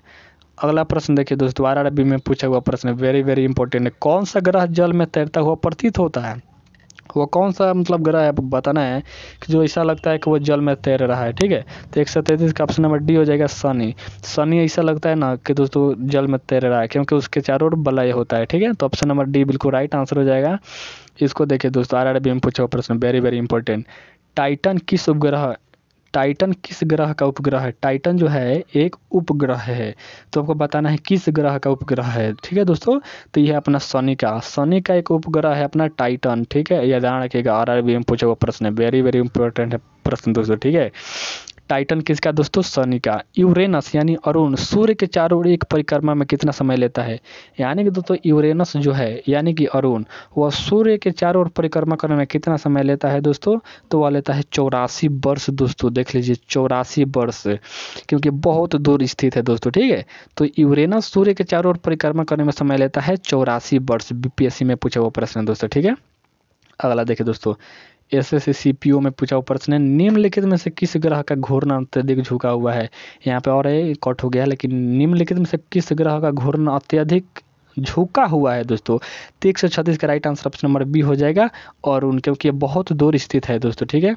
यहाँ देखिए 137 नंबर का आंसर क्या होगा, निम्नलिखित में से कौन सा ग्रह दोस्तों 200 टोटल हम कंप्लीट ब्रह्मांड से संबंधित प्रश्न करेंगे, इससे आपसे एक भी प्रश्न नहीं छूटेगा दोस्तों, ये मेरा वादा है दोस्तों। क्योंकि देखिए जितने भी एग्जाम में इससे प्रश्न पूछे गए आपको यहाँ एक जगह मिल रहा है, और वो भी एक साथ, अगर आप ये कर लेते हैं दोस्तों तो इसके बाद ये टॉपिक आपके माइंड में हमेशा के लिए सेट हो जाने वाला है। अगर एक दो बार अच्छे से आप देख लेते हैं, इसके बाद इस टॉपिक को पढ़ने की ज़रूरत नहीं पड़ेगी दोस्तों, ठीक है। और आपको ये भी पता हो जा रहा होगा कि इसे कैसे प्रश्न बनते हैं, ठीक है। तो दोस्तों चैनल पर नए तो सब्सक्राइब जरूर कीजिएगा, क्योंकि हम आपके लिए इतना कर रहे हैं तो आप मेरे लिए उतना जरूर कर सकते हैं दोस्तों, ठीक है। देखिए अगला प्रश्न, निम्नलिखित में से कौन सा ग्रह सूर्य से सबसे दूर स्थित है? सूर्य से सबसे दूर स्थित आपको ग्रह बताना है दोस्तों, ठीक है। तो वरुण है दोस्तों, सबसे दूर स्थित ग्रह वरुण है। एसएससी में पूछा हुआ प्रश्न दोस्तों, ठीक है, ध्यान दीजिएगा इस पे। अगला प्रश्न दोस्तों, यूरेनस के कितने उपग्रह है? आपको बताना है कि यूरेनस के कितने उपग्रह है, एसएससी में पूछा हुआ प्रश्न है दोस्तों। तो 138 का 27, ठीक है दोस्तों। यूरेनस जो अपना ग्रह है उसका उपग्रहों की संख्या कितनी है? 27 है, ठीक है, ध्यान दीजिएगा। अगला प्रश्न देखिए, सौर मंडल का सबसे ठंडा ग्रह कौन सा है? सबसे ठंडा ग्रह पूछ रहा है सौर मंडल का दोस्तों, ठीक है। तो सौर मंडल का सबसे ठंडा ग्रह कौन सा है दोस्तों? नेपच्यून, ऑप्शन नंबर ए बिल्कुल राइट आंसर हो जाएगा दोस्तों, ठीक है। और चलिए अपना अगला प्रश्न देखते हैं, 140 नंबर दोस्तों क्या है, ठीक है। तो यहाँ देखिए 140 नंबर ये देखिए प्रश्न, जो कि दोस्तों काफ़ी इंपॉर्टेंट है। ठीक है, इतना बड़ा बड़ा आप नहीं सोचोगे कि ये प्रश्न आ सकता है, लेकिन एग्जाम में पूछा जाता है। ठीक है, देखिए यद्यपि सामान्यतः प्लूटो सबसे दूरस्थ ग्रह है, ठीक है, पर उसका परिभ्रमण पथ बहुत ही दीर्घवृत्तीय है, जो किसी अन्य ग्रह के पथ को काटता है। परिमाणतः 1979 से आरंभ हुई 20 वर्ष की अवधि में प्लूटो सबसे दूरस्थ नहीं है। तो कौन से दूरस्थ है आपको बताना है। 140 नंबर का आंसर तो दोस्तों नेपच्यून, ऑप्शन नंबर डी बिल्कुल राइट आंसर हो जाएगा। आप अभी इस वीडियो को पॉज कीजिए दोस्तों और इसको अपने से पढ़िए ताकि आपको अच्छे से याद हो जाए इसको। ठीक है, अगला प्रश्न देखिए दोस्तों, ये क्या है, ये है कौन सा ग्रह सौर जगत का सबसे दूर का ग्रह है। सौर जगत का सबसे दूर का ग्रह कौन सा है, इस प्री में पूछा हुआ प्रश्न है दोस्तों। तो अपना नेपच्यून है। नेपच्यून जो है अपना सबसे दूर का दोस्तों ग्रह है। ठीक है, सबसे दूर का ग्रह है नेपच्यून यानी वरुण। अगला प्रश्न देखिए दोस्तों, ये है वर्ष दीर्घतम होता है। वर्ष दीर्घतम कब होता है आपको बताना है दोस्तों। तो प्लूटो पर, जो अपना प्लूटो ग्रह है, इसी पर दोस्तों वर्ष बहुत ज़्यादा दिन का होता है। बीपीएससी प्री में पूछा हुआ प्रश्न दोस्तों, काफ़ी इंपॉर्टेंट प्रश्न है। अगला प्रश्न देखिए दोस्तों, निक्स एवं हाइड्रा चंद्रमा है। निक्स एवं हाइड्रा चंद्रमा है तो दोस्तों क्या है, प्लूटो के। निक्स एवं हाइड्रा चंद्रमा है दोस्तों प्लूटो के। ठीक है, तो ऑप्शन नंबर ए बिल्कुल राइट आंसर हो जाएगा। ये देखिए आरआरबी में पूछा हुआ प्रश्न, वेरी वेरी इंपॉर्टेंट है। सूर्य की परिक्रमा में कौन सा ग्रह सर्वाधिक समय लेता है। सूर्य की परिक्रमा करने में कौन सा ग्रह सर्वाधिक समय लेता है दोस्तों। तो अपना है वरुण, क्योंकि सबसे दूर स्थित है वरुण, तो ज़्यादा समय भी लगा। ठीक है दोस्तों, ध्यान दीजिएगा इस पर। अगला प्रश्न देखते हैं दोस्तों, ये वाला, इंटरनेशनल एस्ट्रोनॉमिकल यूनियन द्वारा वर्ष 2006 में दी गई एक नई परिभाषा के अनुसार निम्नलिखित में से कौन सा ग्रह नहीं है। यानी दोस्तों जो अपना इंटरनेशनल एस्ट्रोनॉमिकल यूनियन है, वह 2006 में एक नई परिभाषा दिया गया था। ठीक है, तो उस परिभाषा के अनुसार कौन सा ग्रह नहीं है आपको बताना है। तो दोस्तों प्लूटो ग्रह नहीं है। ठीक है, ऑप्शन नंबर सी बिल्कुल राइट आंसर हो जाएगा। अगला प्रश्न देखते हैं दोस्तों, किस ग्रह को बवना ग्रह कहा जाता है। वेरी वेरी इंपॉर्टेंट प्रश्न है, एसएससी में पूछा हुआ प्रश्न है। किस ग्रह को बवना ग्रह कहा जाता है दोस्तों। तो प्लूटो को कहा जाता है। प्लूटो का सबसे दोस्तों बवना ग्रह कहा जाता है। ठीक है, इसको देखिए। अगला प्रश्न है, हाइड्रोजन हीलियम तथा मीथेन प्रमुख गैसें हैं जो विद्यमान होती है। हाइड्रोजन हीलियम तथा मीथेन गैस प्रमुख है जो विद्यमान होती है। कहाँ विद्यमान होती है दोस्तों। तो होती है अपना बृहस्पति, शनि या मंगल पर। हाइड्रोजन हीलियम मीथेन प्रमुख गैसें हैं जो विद्यमान होती है दोस्तों। कहाँ विद्यमान होती है, बृहस्पति, शनि और मंगल पर। ऑप्शन नंबर भी बिल्कुल राइट आंसर हो जाएगा। ठीक है, इसको देखिए, सौर प्रणाली के ग्रहों को उनके आकार के आधार पर निम्नलिखित में से कौन सा क्रम दिया जाता है। आरआरबी में पूछा हुआ प्रश्न, वेरी वेरी इंपॉर्टेंट प्रश्न। देखिए, सौर प्रणाली के ग्रहों को उनके आकार के आधार पर निम्नलिखित में कौन सा क्रम दिया गया है। आकार के आधार पर आपको बताना है। ठीक है, तो 147 का ऑप्शन नंबर ये हो जाएगा। सबसे 12 बृहस्पति, उसके बाद शनि, उसके बाद पृथ्वी। तो ऐसे भी एग्जाम में पूछा जा सकता है कि पृथ्वी आकार के बढ़ते क्रम में कितने नंबर पर है। तो दोस्तों 3 नंबर पर। ध्यान दीजिए, पहले है बृहस्पति सबसे बड़ा, और उससे छोटा है शनि, और उससे छोटा है पृथ्वी, उससे छोटा है बुध। ठीक है, तो ध्यान दीजिएगा इस पर। वेरी वेरी इंपॉर्टेंट प्रश्न, आरआरबी में पूछा हुआ प्रश्न दोस्तों। ठीक है, चलिए 149 नंबर प्रश्न चलते हैं दोस्तों। ठीक है, देखिए 149 नंबर प्रश्न क्या है, यहाँ से देखिए। ये अपना प्रश्न है दोस्तों, सौर मंडल के 4 सबसे विशाल ग्रह अवरोही क्रम में है। एसएससी में पूछा हुआ प्रश्न है। आपको बताना है कि सौर मंडल का सबसे विशाल ग्रह और उसका अवरोही क्रम में बताना है दोस्तों। ठीक है, तो देखिए इसका राइट आंसर क्या होगा, बृहस्पति हो जाएगा। ठीक है, मतलब आपको बताना है कि विशाल सबसे बड़ा ग्रह का अवरोही क्रम, यानी बड़ा से छोटे घटते हुए क्रम में बृहस्पति, शनि, यूरेनस और नेपच्यून। ऑप्शन नंबर सी हो जाएगा बिल्कुल राइट आंसर 149 का। ठीक है, ध्यान दीजिएगा। अगला प्रश्न देखिए दोस्तों, यहाँ से क्या हो जाएगा, निम्नलिखित युग्म में से कौन सा सुमेलित नहीं है। ठीक है, आपको युग्म में पढ़ लेना है। यहाँ देखिए ऐसे मिला हुआ है, ऐसे आप ध्यान नहीं दिए होंगे, ये ऐसे मिला हुआ है। ठीक है, ऐसे तो आपको बताना है कौन सा युग्म सही नहीं है। तो दोस्तों देखिए, ये वाला तो सही है। सौर मंडल का सबसे बड़ा ग्रह बृहस्पति, ये बिल्कुल सही है। सौर मंडल का सबसे छोटा ग्रह बुध है, ये बिल्कुल सही है। सौर मंडल का सर्वाधिक चमकीला ग्रह शुक्र है, बिल्कुल सही है। सौर मंडल का मंदतम गति वाला ग्रह मंगल है, बिल्कुल गलत राइट आंसर है ऑप्शन नंबर डी। तो यही पूछ रहा है, तो ऑप्शन नंबर डी बिल्कुल राइट आंसर हो जाएगा। ठीक है, और अगला प्रश्न देखिए दोस्तों, ये देखिए दोस्तों, इसको हम छोड़ देते हैं दोस्तों, क्योंकि ये फिर पीडीएफ दोस्तों गड़बड़ हो जाएगा। ठीक है, तो आप अगर उतना सब कर लेंगे तो ये कुछ भी नहीं है उसके लिए दोस्तों प्रश्न। ठीक है ना, इसको देखिए दोस्तों 52 नंबर प्रश्न दोस्तों, यहाँ से देखिए, इसको देखिए दोस्तों, ये थोड़ा परेशान करता है दोस्तों ऐसा प्रश्न। ठीक है, तो इसीलिए मतलब आप उतना कर लेंगे तो इससे कोई बात नहीं है। ठीक है ना, देखिए क्या कर रहा है, ये कह रहा है कथन ए, शुक्र यानी वीनस ग्रह पर मानव जीवन का होना अत्यधिक असंभव है। ठीक है, आपको पता है शुक्र पर दोस्तों जीवन असंभव है। ठीक है, ये अपना ये मतलब एक कथन कह रहा है और इसके कारण क्या दे रहा है यहाँ कि शुक्र के वायुमंडल में कार्बन डाइऑक्साइड का अत्यधिक उच्चतर माध्यम, उच्चतर मतलब ज़्यादा है कार्बन डाइऑक्साइड। तो देखिए 152 का, तो ए और आर दोनों सही है तथा आर एक सही व्याख्या करता है। दोस्तों देखिए ये अपना सही है, ये अपना कथन कह रहा है ना कि शुक्र पर मानव जीवन संभव नहीं है और इसके कारण यहाँ दे रहा है कि शुक्र पर कार्बन डाइऑक्साइड ज़्यादा है, तो ये बिल्कुल सही यहाँ रीजन भी दे रहा है और प्रश्न भी पूछ रहा है, तो ऑप्शन नंबर ए बिल्कुल राइट आंसर हो जाएगा। ठीक है, चलिए अगला प्रश्न देखते हैं दोस्तों। एग्जाम में ऐसे प्रश्न पूछते हैं दोस्तों और हम लोगों को पता नहीं होता कि ऐसे भी प्रश्न पूछ सकते हैं दोस्तों, हम धोखा खा जाते हैं। ठीक है, तो ध्यान दीजिएगा अगली बार से। प्रश्न देखिए अगला प्रश्न क्या है दोस्तों, ये है कथन ए दे रहा है शुक्र सूर्य के बाद आकाश में सबसे अधिक चमकीला ग्रह है। शुक्र जो है सूर्य के बाद आकाश में सबसे अधिक चमकदार पिंड है और इसका कारण यह है कि हमारे सौरमंडल में शुक्र सूर्य से दूसरा ग्रह है। CDS एग्जाम में पूछा वो प्रश्न। ठीक है, तो देखिए दोस्तों इसका राइट आंसर ए और आर दोनों सही है किंतु आर ए का सही व्याख्या नहीं करता है। फिर देखिए समझिए क्या कर रहा है, कथन ये कर रहा है कि शुक्र जो है सूर्य के बाद आकाश में सबसे अधिकतम चमकदार पिंड है, ये बिल्कुल सही है और इसका यहाँ कारण बता रहा है ये गलत है। हमारे सौरमंडल में शुक्र सूर्य से दूसरा ग्रह है जो कि बिल्कुल गलत है, तो ऑप्शन हमारा भी बिल्कुल राइट आंसर हो जाएगा। ठीक है, अगला प्रश्न देखिए दोस्तों 154 नंबर।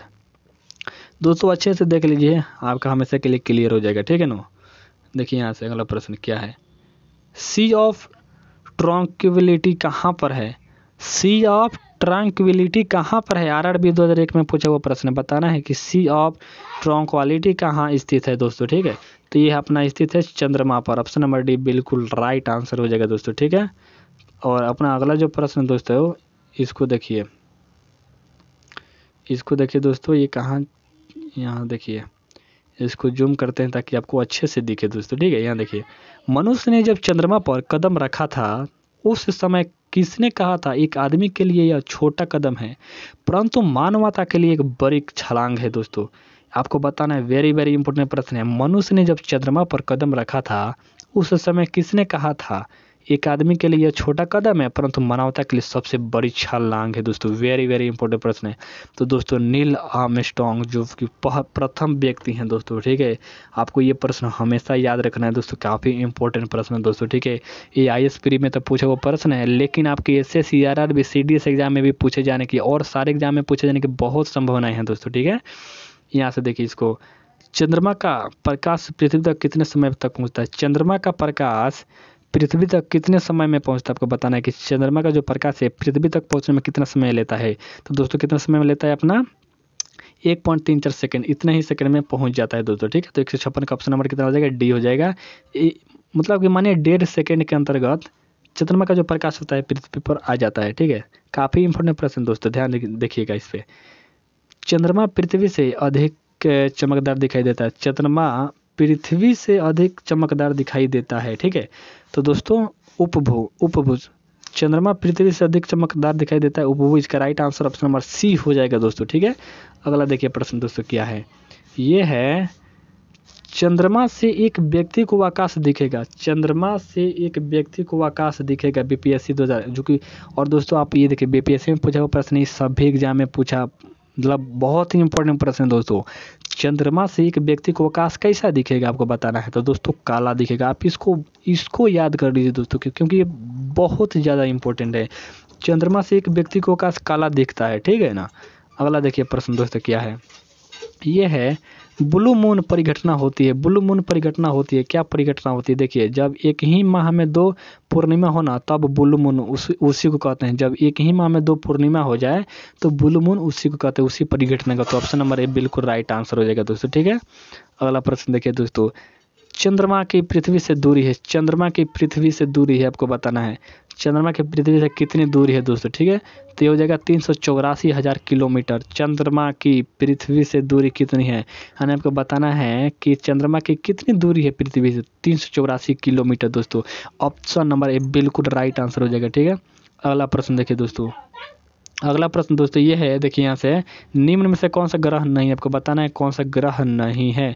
तो दोस्तों चंद्रमा ग्रह नहीं है। ठीक है, नहीं तो पृथ्वी बुध ये ग्रह है दोस्तों। ठीक है, तो आप ध्यान दीजिएगा चंद्रमा उपग्रह है दोस्तों। ठीक है ना, यहाँ से देखिए अगला प्रश्न है, बेमेल को चुनिए। बेमेल मतलब आपको बताना है कि ये ऑप्शन में से कौन एक अलग आपको दिख रहा है, ठीक है, यही बताना है आपको। तो दोस्तों चंद्रमा आपको अलग दिख रहा है, क्योंकि ये सभी मंगल, बुध, पृथ्वी ये सभी ग्रह है, लेकिन जो अपना चंद्रमा है ये अपना उपग्रह है। तो ऑप्शन नंबर सी बिल्कुल राइट आंसर हो जाएगा, ठीक है। अपना अगला प्रश्न देखिए दोस्तों क्या है। यह है, जब किसी वस्तु को पृथ्वी से चंद्रमा पर ले जाया जाता है तो जब किसी वस्तु को पृथ्वी से चंद्रमा पर ले जाया जाता है तो क्या होता है दोस्तों। तो 163 का ऑप्शन नंबर बी हो जाएगा, उसका भार घट जाता है। ऑप्शन नंबर बी, जब हम किसी वस्तु को पृथ्वी से चंद्रमा पर ले जाएंगे ना तो उसका भार घट जाएगा। ऑप्शन नंबर बी बिल्कुल राइट आंसर हो जाएगा, ठीक है दोस्तों। और चलिए अपना अगला प्रश्न देखते हैं यहाँ 164 नंबर। अपना अगला प्रश्न है दोस्तों, अपने अगला प्रश्न है ये क्या है, देखिए यहाँ से अगला प्रश्न है दोस्तों। अगला दोस्तों ये प्रश्न है अपना, चंद्रमा के धरातल पर दो व्यक्ति एक दूसरे की बात नहीं सुन सकते, क्योंकि चंद्रमा के धरातल पर दोस्तों दो व्यक्ति एक दूसरे की बात नहीं सुन सकते हैं, और उसका कारण पूछ रहा है। तो उसका कारण यह है, चंद्रमा पर वायुमंडल नहीं है। अगर वायुमंडल होता ना दोस्तों तो एक व्यक्ति की बात दूसरे व्यक्ति सुन सकता था, लेकिन चंद्रमा पर ऐसा नहीं है, इसीलिए अगर कितना भी पास आप रहे ना, अगर बोलेंगे तो दूसरा व्यक्ति नहीं सुन पाएगा। ऑप्शन नंबर भी बिल्कुल राइट आंसर हो जाएगा दोस्तों, ठीक है। अगला प्रश्न देखिए दोस्तों क्या है। ये अपना प्रश्न है, मानव ने चंद्रमा पर पहला कदम रखा था, जो कि वेरी वेरी इंपॉर्टेंट प्रश्न दोस्तों। एमपीपी से आप नहीं देखिए, ये तो पूछा ही है और भी एग्जाम में पूछ सकता है ये, क्योंकि बहुत ज़्यादा इंपॉर्टेंट है। मानव चंद्रमा पर पहला कदम कब रखा था दोस्तों, तो रखा था 1969 में। अब ऑप्शन नंबर डी बिल्कुल राइट आंसर हो जाएगा, ठीक है। और जो अपना अगला प्रश्न दोस्तों यहाँ से देखिए, ये जो है दोस्तों कह रहा है, एक देश अपने सेलिनी यानी सेलोनोलॉजिकल तथा अभियांत्रिकी अन्वेषक परीक्षणकर्ता को चंद्रमा की कक्षा में भेजकर एशिया का प्रथम देश हुआ। यह यश प्राप्त करने वाला देश कौन सा है बताना है दोस्तों। तो ये अपना देश, अपना नहीं, जापान देश है दोस्तों। ऑप्शन नंबर ए बिल्कुल राइट आंसर हो जाएगा, ठीक है ना। अगला प्रश्न देखिए दोस्तों, ये है, कृत्रिम उपग्रह पृथ्वी से सुस्पष्टता से ट्रैक किया जा सकता है। कृत्रिम उपग्रह पृथ्वी से सुस्पष्टता से ट्रैक किया जा सकता है दोस्तों डॉपलर प्रभाव द्वारा। कृत्रिम जो उपग्रह होता है ना दोस्तों, पृथ्वी से अब बहुत ही आसान तरीके से ट्रैक किया जा सकता है। किसके प्रभाव से, तो डॉपलर के प्रभाव से, ठीक है। अगला प्रश्न देखिए दोस्तों, ये है, पृथ्वी के परितः घूमने वाले कृत्रिम उपग्रह से बाहर गिराई गई गेंद। पृथ्वी के परितः यानी चारों ओर घूमने वाले कृत्रिम उपग्रह से बाहर गिराई गई गेंद दोस्तों पृथ्वी के परितः उपग्रह के समान आवर्तकाल के साथ उसी की कक्षा में घूमती रहेगी दोस्तों, ठीक है ना। अगर ऐसा हम करते हैं, क्या करते हैं कि पृथ्वी के चारों ओर घूमने वाले कृत्रिम जो उपग्रह है ना, उससे अगर हम गेंद गिराते हैं ना तो पृथ्वी के परितः घूमने लगेंगे हमेशा के लिए, ठीक है ना। तो ऑप्शन नंबर डी बिल्कुल राइट आंसर हो जाएगा। अगला प्रश्न देखिए दोस्तों, इसको मतलब पीडीएफ छोटा करना पड़ेगा। यहाँ से देखिए क्या कर रहा है, यहाँ से देखिए इसको, ये कह रहा है दोस्तों, सूची को सूची से सम्मिलित करना है। सूचियों के नीचे मतलब सूची को सूची 2 से मिलाना है, ठीक है ना। तो 169, ठीक है। तो देखिए दोस्तों, ये वाला जो अपना है ग्रह तो यूरेनस, ठीक है, ग्रह दोस्तों यूरेनस, ठीक है। और जो अपना बी है उपग्रह चंद्रमा, तो दोस्तों उपग्रह है ना पृथ्वी का, ध्यान पड़े हैं अभी। पुस्तल चला हेली दोस्तों, ठीक है। और कृत्रिम उपग्रह मेराइनर। ऑप्शन नंबर सी बिल्कुल राइट आंसर हो जाएगा दोस्तों, ठीक है। तो ध्यान दीजिएगा और आप इस वीडियो के यहीं पॉज कीजिए और अपने से पढ़िए दोस्तों, ताकि आपको कुछ करना है तो अपने लिए अपने से कुछ करना पड़ेगा दोस्तों, ठीक है। हम तो इतना आपके लिए हेल्प कर रहे हैं, लेकिन ये मतलब जो आ रहा है यहाँ आप मतलब अपने से पढ़िए दोस्तों, ठीक है। यहाँ से देखिए अगला प्रश्न क्या है, 170 नंबर। ये है प्रश्न, देखिए इसके पहले हम ऐसे किए थे। कथन ये दिया हुआ है, कृत्रिम उपग्रह हमेशा पृथ्वी से पूर्वी दिशा में छोड़े जाते हैं, ठीक है ना। इसका कारण बताया जा रहा है कि पृथ्वी पश्चिम से पूर्व की ओर चक्कर लगाती है, इसीलिए उपग्रह को निवास वेग मिल जाता है। तो दोस्तों देखिए ये कथन सही है कि नहीं, आपको हम बता रहे हैं। तो दोस्तों देखिए, ये जो अपना कह रहा है कि कृत्रिम उपग्रह हमेशा पृथ्वी से पूर्वी दिशा में छोड़े जाते हैं, जो कि यही गलत है दोस्तों, यही गलत है। और इसका कारण भी अगर ये ऐसा नहीं होता, माने कि आप इसका राय यह सही क्वेश्चन रहता, तो पृथ्वी पश्चिम से पूर्व की ओर चक्कर लगाती है और इसीलिए उपग्रह से निकास वेग मिल जाता है। तो देखिए दोस्तों, ये प्रश्न ही गलत है, लेकिन इसका कारण सही है। अगर ये सही होता तो ये सही हो जाता। ऑप्शन नंबर डी बिल्कुल राइट आंसर हो जाएगा, ठीक है ना। तो 171 का चलिए यहाँ से देखते हैं 171 का राइट आंसर क्या होगा, ठीक है ना दोस्तों।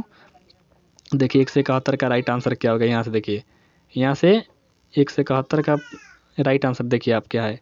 यहाँ से आपको दिख रहा है दोस्तों कि कथन ये दिया हुआ है कि चांद का सदैव एक अभिन्न फलक ही पृथ्वी की अभिमुख होता है, और इसका कारण है कि चांद अपने अक्ष पर 23.5 से दिवस में घूर्णन करता है। चांद अपने अक्ष पर 23.5 डिग्री दिवस में घूर्णन करता है, जो लगभग उतनी ही अवधि है जिसमें वह पृथ्वी की परिक्रमा पूरा करता है। तो आपको बताना है दोस्तों इसका जो कथन दिया हुआ है इसके आधार पर दोस्तों। तो देखिए अपना जो ये वाला सही है ना दोस्तों, ये अच्छे से पढ़िए। देखिए कथन जो अपना ये सही है, ये बिल्कुल सही है, ठीक है ना। लेकिन ये जो अपना इसके रीजन दे रहा है, ये रीजन बहुत गलत है। चांद का सदैव एक अभिन्न फलक ही पृथ्वी की ओर अभिमुख होता है। तो ऑप्शन नंबर इसका कौन सा राइट आंसर हो जाएगा? ऑप्शन नंबर सी दोस्तों, ऑप्शन नंबर सी, ठीक है। 172 नंबर देखिए प्रश्न क्या है दोस्तों, ये बीपीएससी में पूछा हुआ प्रश्न दोस्तों, क्या वेरी वेरी इंपॉर्टेंट प्रश्न है। चंद्रमा पर वायुमंडल नहीं है, ठीक है ना, ये कथन है एक, ठीक है ना। 172 और इसका कारण बताया जा रहा है कि पृथ्वी से चंद्रमा का केवल एक ही भाग दिखाई पड़ता है। देखिए ये बिल्कुल सही, ये सही हो जाएगा दोस्तों, ठीक है। इसके पहले देख रहे थे गलत दिया था, लेकिन चंद्रमा पर वायुमंडल नहीं है और इसका कारण यही है। तो ऑप्शन नंबर बी बिल्कुल राइट आंसर हो जाएगा। अगला प्रश्न देखिए दोस्तों, और ये काफ़ी महत्वपूर्ण है तो ध्यान दीजिएगा इस पर। सौर मंडल में क्षुद्र ग्रह यानी एस्ट्रॉयड छोटे खगोलीय पिंड है जिन ग्रहों को माध्य पाए जाते हैं वे कौन से हैं दोस्तों? तो देखिए इसका राइट आंसर क्या होगा। तो दोस्तों ये प्रश्न क्या कर रहा है यहाँ पे प्रश्न क्या कर रहा है कि सौर मंडल में क्षुद्र ग्रह छोटे खगोलीय पिंड है, ये जिन ग्रहों में मध्य पाए जाते हैं वे कौन से है दोस्तों? तो इसका राइट आंसर हो जाएगा मंगल और बृहस्पति। ऑप्शन नंबर बी बिल्कुल राइट आंसर हो जाएगा दोस्तों, ठीक है। और चलिए अपना अगला प्रश्न देखते हैं यहाँ से। ये है प्रश्न दोस्तों, मंगल और बृहस्पति की कक्षाओं के बीच सूर्य के चारों ओर परिक्रमा करने वाले शैले के छोटे टुकड़ों के समूह को क्या कहते हैं? बहुत महत्वपूर्ण प्रश्न है दोस्तों, उसको कहते हैं क्षुद्र ग्रह। ऑप्शन नंबर डी बिल्कुल राइट आंसर है दोस्तों, ठीक है।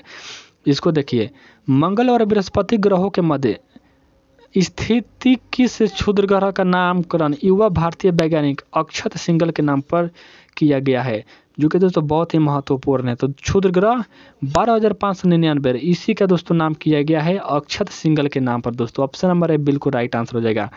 इसको देखिए दोस्तों, क्षुद्र ग्रहों और सूर्य के बीच ग्रह है, एसएससी में पूछा हुआ प्रश्न, ध्यान देना है। क्षुद्र ग्रहों एवं सूर्य के बीच का ग्रह है, ठीक है। कौन सा ग्रह है दोस्तों? तो अपना बुध, शुक्र, पृथ्वी एवं मंगल है, ठीक है। ऑप्शन नंबर सी बिल्कुल राइट आंसर है दोस्तों, ठीक है। अगला जो अपना प्रश्न दोस्तों यहाँ से अच्छे से देखिए इसको, ये क्या कह रहा है? ये कह रहा है दोस्तों, धूमकेतु की पूछ सूर्य से पूरे दृष्ट होती है और इसका कारण पूछ रहा है, और आरआरबी में पूछा हुआ प्रश्न है।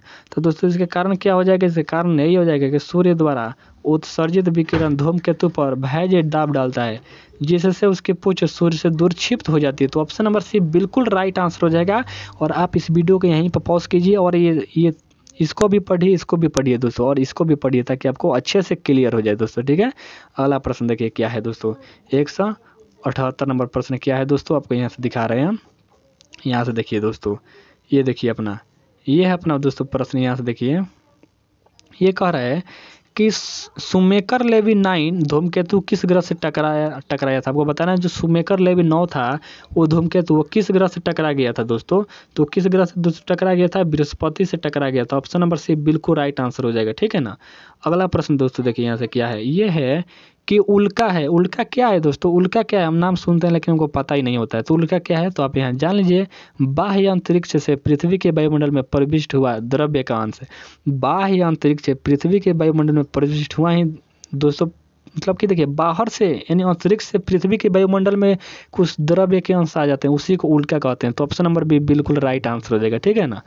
अगला प्रश्न देखिए दोस्तों, अगला प्रश्न क्या है? ये है दोस्तों, निशाकाश यानी रात्रि आकाश में चमकने वाले पिंडों को किस नाम से जाना जाता है? ऐसे सीजन में पूछा हुआ प्रश्न, वेरी वेरी इंपॉर्टेंट प्रश्न है दोस्तों, ठीक है।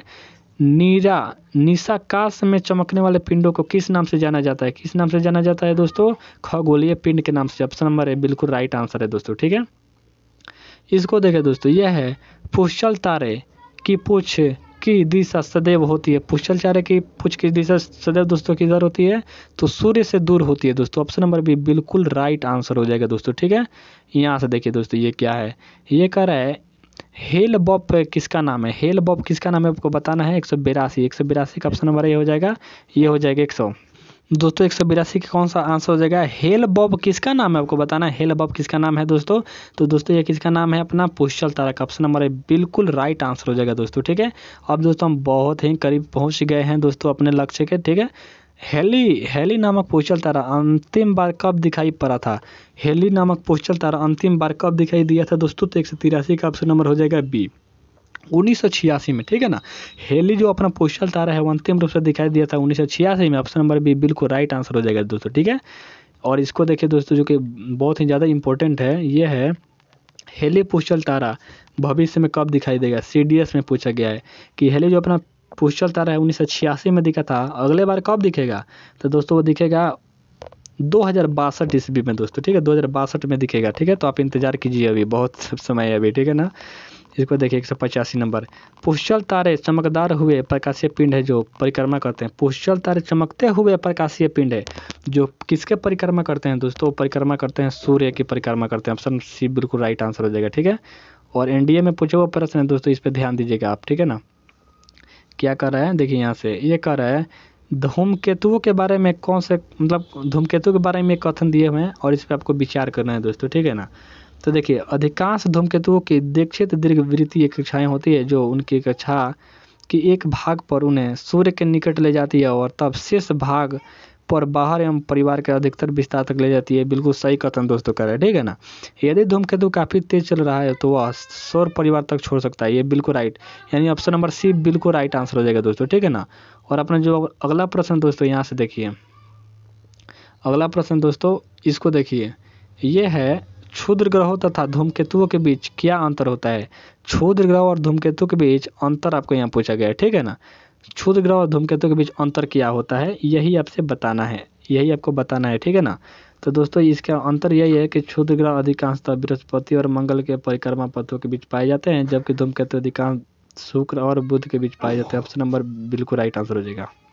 तो दोस्तों इसका राइट आंसर ऑप्शन नंबर 2 हो जाएगा, ठीक है ना, 187 का। और चलिए अपना अगला प्रश्न देखते हैं दोस्तों, ठीक है। यहाँ देखिए दोस्तों,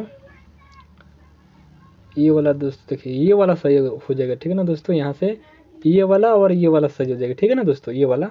अपना अगला प्रश्न देखिए दोस्तों, ये वाला काफ़ी इंपॉर्टेंट है, ये वाला देखिए। ये आपको जो अभी प्रश्न दिख रहा है दोस्तों, ये काफ़ी महत्वपूर्ण है। निम्नलिखित ग्रहों को उनके उपग्रहों की संख्या का अवरोही क्रम में सही सही दिखाना है, ठीक है ना। RRB में पूछा हुआ प्रश्न है, तो ज़्यादा इंपॉर्टेंट प्रश्न है, तो बताना इसका राइट आंसर क्या होगा दोस्तों। देखिए इसका अवरोही क्रम क्या है, तो सबसे बड़ा दोस्तों कौन सा होगा। तो अब देखिए सबसे बड़ा तो इसमें अवरोही क्रम बताना है आपको, अवरोही क्रम है, ठीक है ना। तो यहाँ आ जाएगा शनि आ जाएगा, ठीक है ना, शनि, उसके बाद बृहस्पति, उसके बाद वरुण, उसके बाद मंगल। तो ऑप्शन नंबर डी बिल्कुल राइट आंसर हो जाएगा दोस्तों, ठीक है ना। 188 का ऑप्शन नंबर डी बिल्कुल राइट आंसर है दोस्तों, ठीक है। अपना अगला प्रश्न देखिए दोस्तों, ये क्या है, निम्नलिखित ग्रहों को उनकी सूर्य से दूरी के बढ़ते हुए क्रम में बताना है। सूर्य से बढ़ते हुए दूरी के आधार पर बताना है, इसका राइट आंसर क्या आएगा, ठीक है ना दोस्तों। तो इसका राइट आंसर क्या हो जाएगा, देखिए तो पहले इसमें कौन आ जाएगा, पृथ्वी आ जाएगा, उसके बाद आएगा बृहस्पति, उसके बाद शनि, उसके बाद वरुण, यानी ऑप्शन नंबर ए बिल्कुल करेक्ट आंसर हो जाएगा, ठीक है ना। चलिए अपना 190 नंबर प्रश्न देखते हैं क्या है। ये देखिए दोस्तों, ये अपना 190 नंबर प्रश्न है, निम्नलिखित को आकार के अनुसार घटते हुए क्रम में लाइए और कूट का प्रयोग करके सही उत्तर दीजिए। आपको बताना है कि घटते हुए क्रम में, ठीक है ना, आकार के घटते हुए क्रम में बताना है दोस्तों, ठीक है। तो आकार के घटते हुए क्रम में क्या हो जाएगा दोस्तों, तो आकार के घटते तो सबसे बड़ा ये हो जाएगा और उससे छोटा हो जाएगा शनि और उससे छोटा हो जाएगा वरुण, उसके छोटा पृथ्वी। तो ऑप्शन नंबर सी बिल्कुल राइट आंसर हो जाएगा, ठीक है। और चलिए अपना अगला प्रश्न देखते हैं। ये देखिए अगला प्रश्न, ये अपना अगला प्रश्न है दोस्तों, 191 नंबर ये है दोस्तों। ये अपना क्या है दोस्तों, ये कह रहा है पृथ्वी और सूर्य के बीच स्थित अंतरिक्ष में बैठे व्यक्ति को दिखाई पड़ेगा। पृथ्वी और सूर्य के बीच में बीचों बीच स्थित अंतरिक्ष यान में बैठे व्यक्ति को दिखाई पड़ेगा। कैसे दिखाई पड़ेगा, प्री में पूछे हुआ प्रश्न दोस्तों। तो कैसे दिखाई देगा दोस्तों, तो आकाश स्याह काला और तारे टिमटिमाते नहीं है दोस्तों। आपसे इसको प्रश्न पर इसमें कन्फ्यूजन हो गया। ये देखिए पृथ्वी और सूर्य के बीचों बीच स्थित अंतरिक्ष यान में बैठे व्यक्ति को दिखाई पड़ेगा कि आकाश स्याह काला है और तारे टिमटिमान नहीं है, ठीक है, यही दिखाई देगा। ऑप्शन नंबर बी बिल्कुल राइट आंसर हो जाएगा दोस्तों, ठीक है। तो आप इसको ध्यान दीजिएगा। और जो अपना अगला प्रश्न दोस्तों यहाँ से देखिए, अगला प्रश्न ये है दोस्तों, यहाँ से देखिए निम्नलिखित कथनों पर विचार कीजिए। प्री में पूछा हुआ प्रश्न है, ठीक है दोस्तों। किसी पिंड का एबिलिडो परावर्तित प्रकाश में देखने पर उसकी चाक्षुष धोती निर्धारित करता है, ठीक है ना। और बुध का एबिलिटी, पृथ्वी का एबिलिटी बहुत अधिक है। ये गलत है दोस्तों, लेकिन ये वाला सही है दोस्तों, ये बिल्कुल राइट आंसर हो जाएगा। ठीक है, ऑप्शन नंबर ए बिल्कुल राइट आंसर हो जाएगा दोस्तों। ठीक है, और अपना अगला प्रश्न देखिए क्या हो जाएगा। 192 का right answer option number A हो जाएगा। ठीक है, तो अगला प्रश्न देखिए, और ये देखिए प्रश्न दोस्तों क्या है। क्षुद्र ग्रहों के विषय में निम्नलिखित कथनों पर विचार कीजिए। क्षुद्र ग्रहों के विषय में आपको कथन पर विचार करना है, इस पीढ़ी में पूछा हुआ प्रश्न दोस्तों। तो आप विचार कीजिए कि इसका राइट आंसर क्या होगा। ठीक है ना, देखिए विचार करना है, आपको बताना है। तो दोस्तों विचार करने से ये हमको पता लगा है कि क्षुद्र ग्रह सूर्य की परिक्रमा करने वाले विभिन्न आकारों के चट्टान मलबे हैं। ठीक है ना, आपसे देखिए इसको, क्षुद्र ग्रह सूर्य की परिक्रमा करने वाले विभिन्न आकारों के चट्टानी मलबे हैं। ठीक है दोस्तों, मलबे हैं, और अधिकांश क्षुद्र ग्रह छोटे हैं किंतु कुछ का व्यास 1000 किलोमीटर तक का है। यानी ऑप्शन नंबर सी बिल्कुल राइट आंसर हो जाएगा दोस्तों। ठीक है, और दोस्तों चैनल पर नए हैं तो प्लीज़ चैनल को सब्सक्राइब कर लीजिएगा, क्योंकि दोस्तों जीके से संबंधित बहुत ही महत्वपूर्ण टॉपिक हैं दोस्तों, उस पर आपको कंप्लीटली दोस्तों वीडियो आपको मिलेगा। ठीक है ना, तो आप सब्सक्राइब जरूर कर लीजिए दोस्तों। ठीक है, और ये देखिए CDS में पूछा हुआ प्रश्न है, कथन दिया हुआ है। कथन दोस्तों क्या कर रहा है अपना कि धूमकेतु सूर्य के चारों ओर सिर्फ लंबी दीर्घवृत्त कक्षाओं में घूमते हैं। और कथन 2 कर धूमकेतु जब सूर्य के निकट आता है तो उसकी पूंछ विकसित हो जाती है।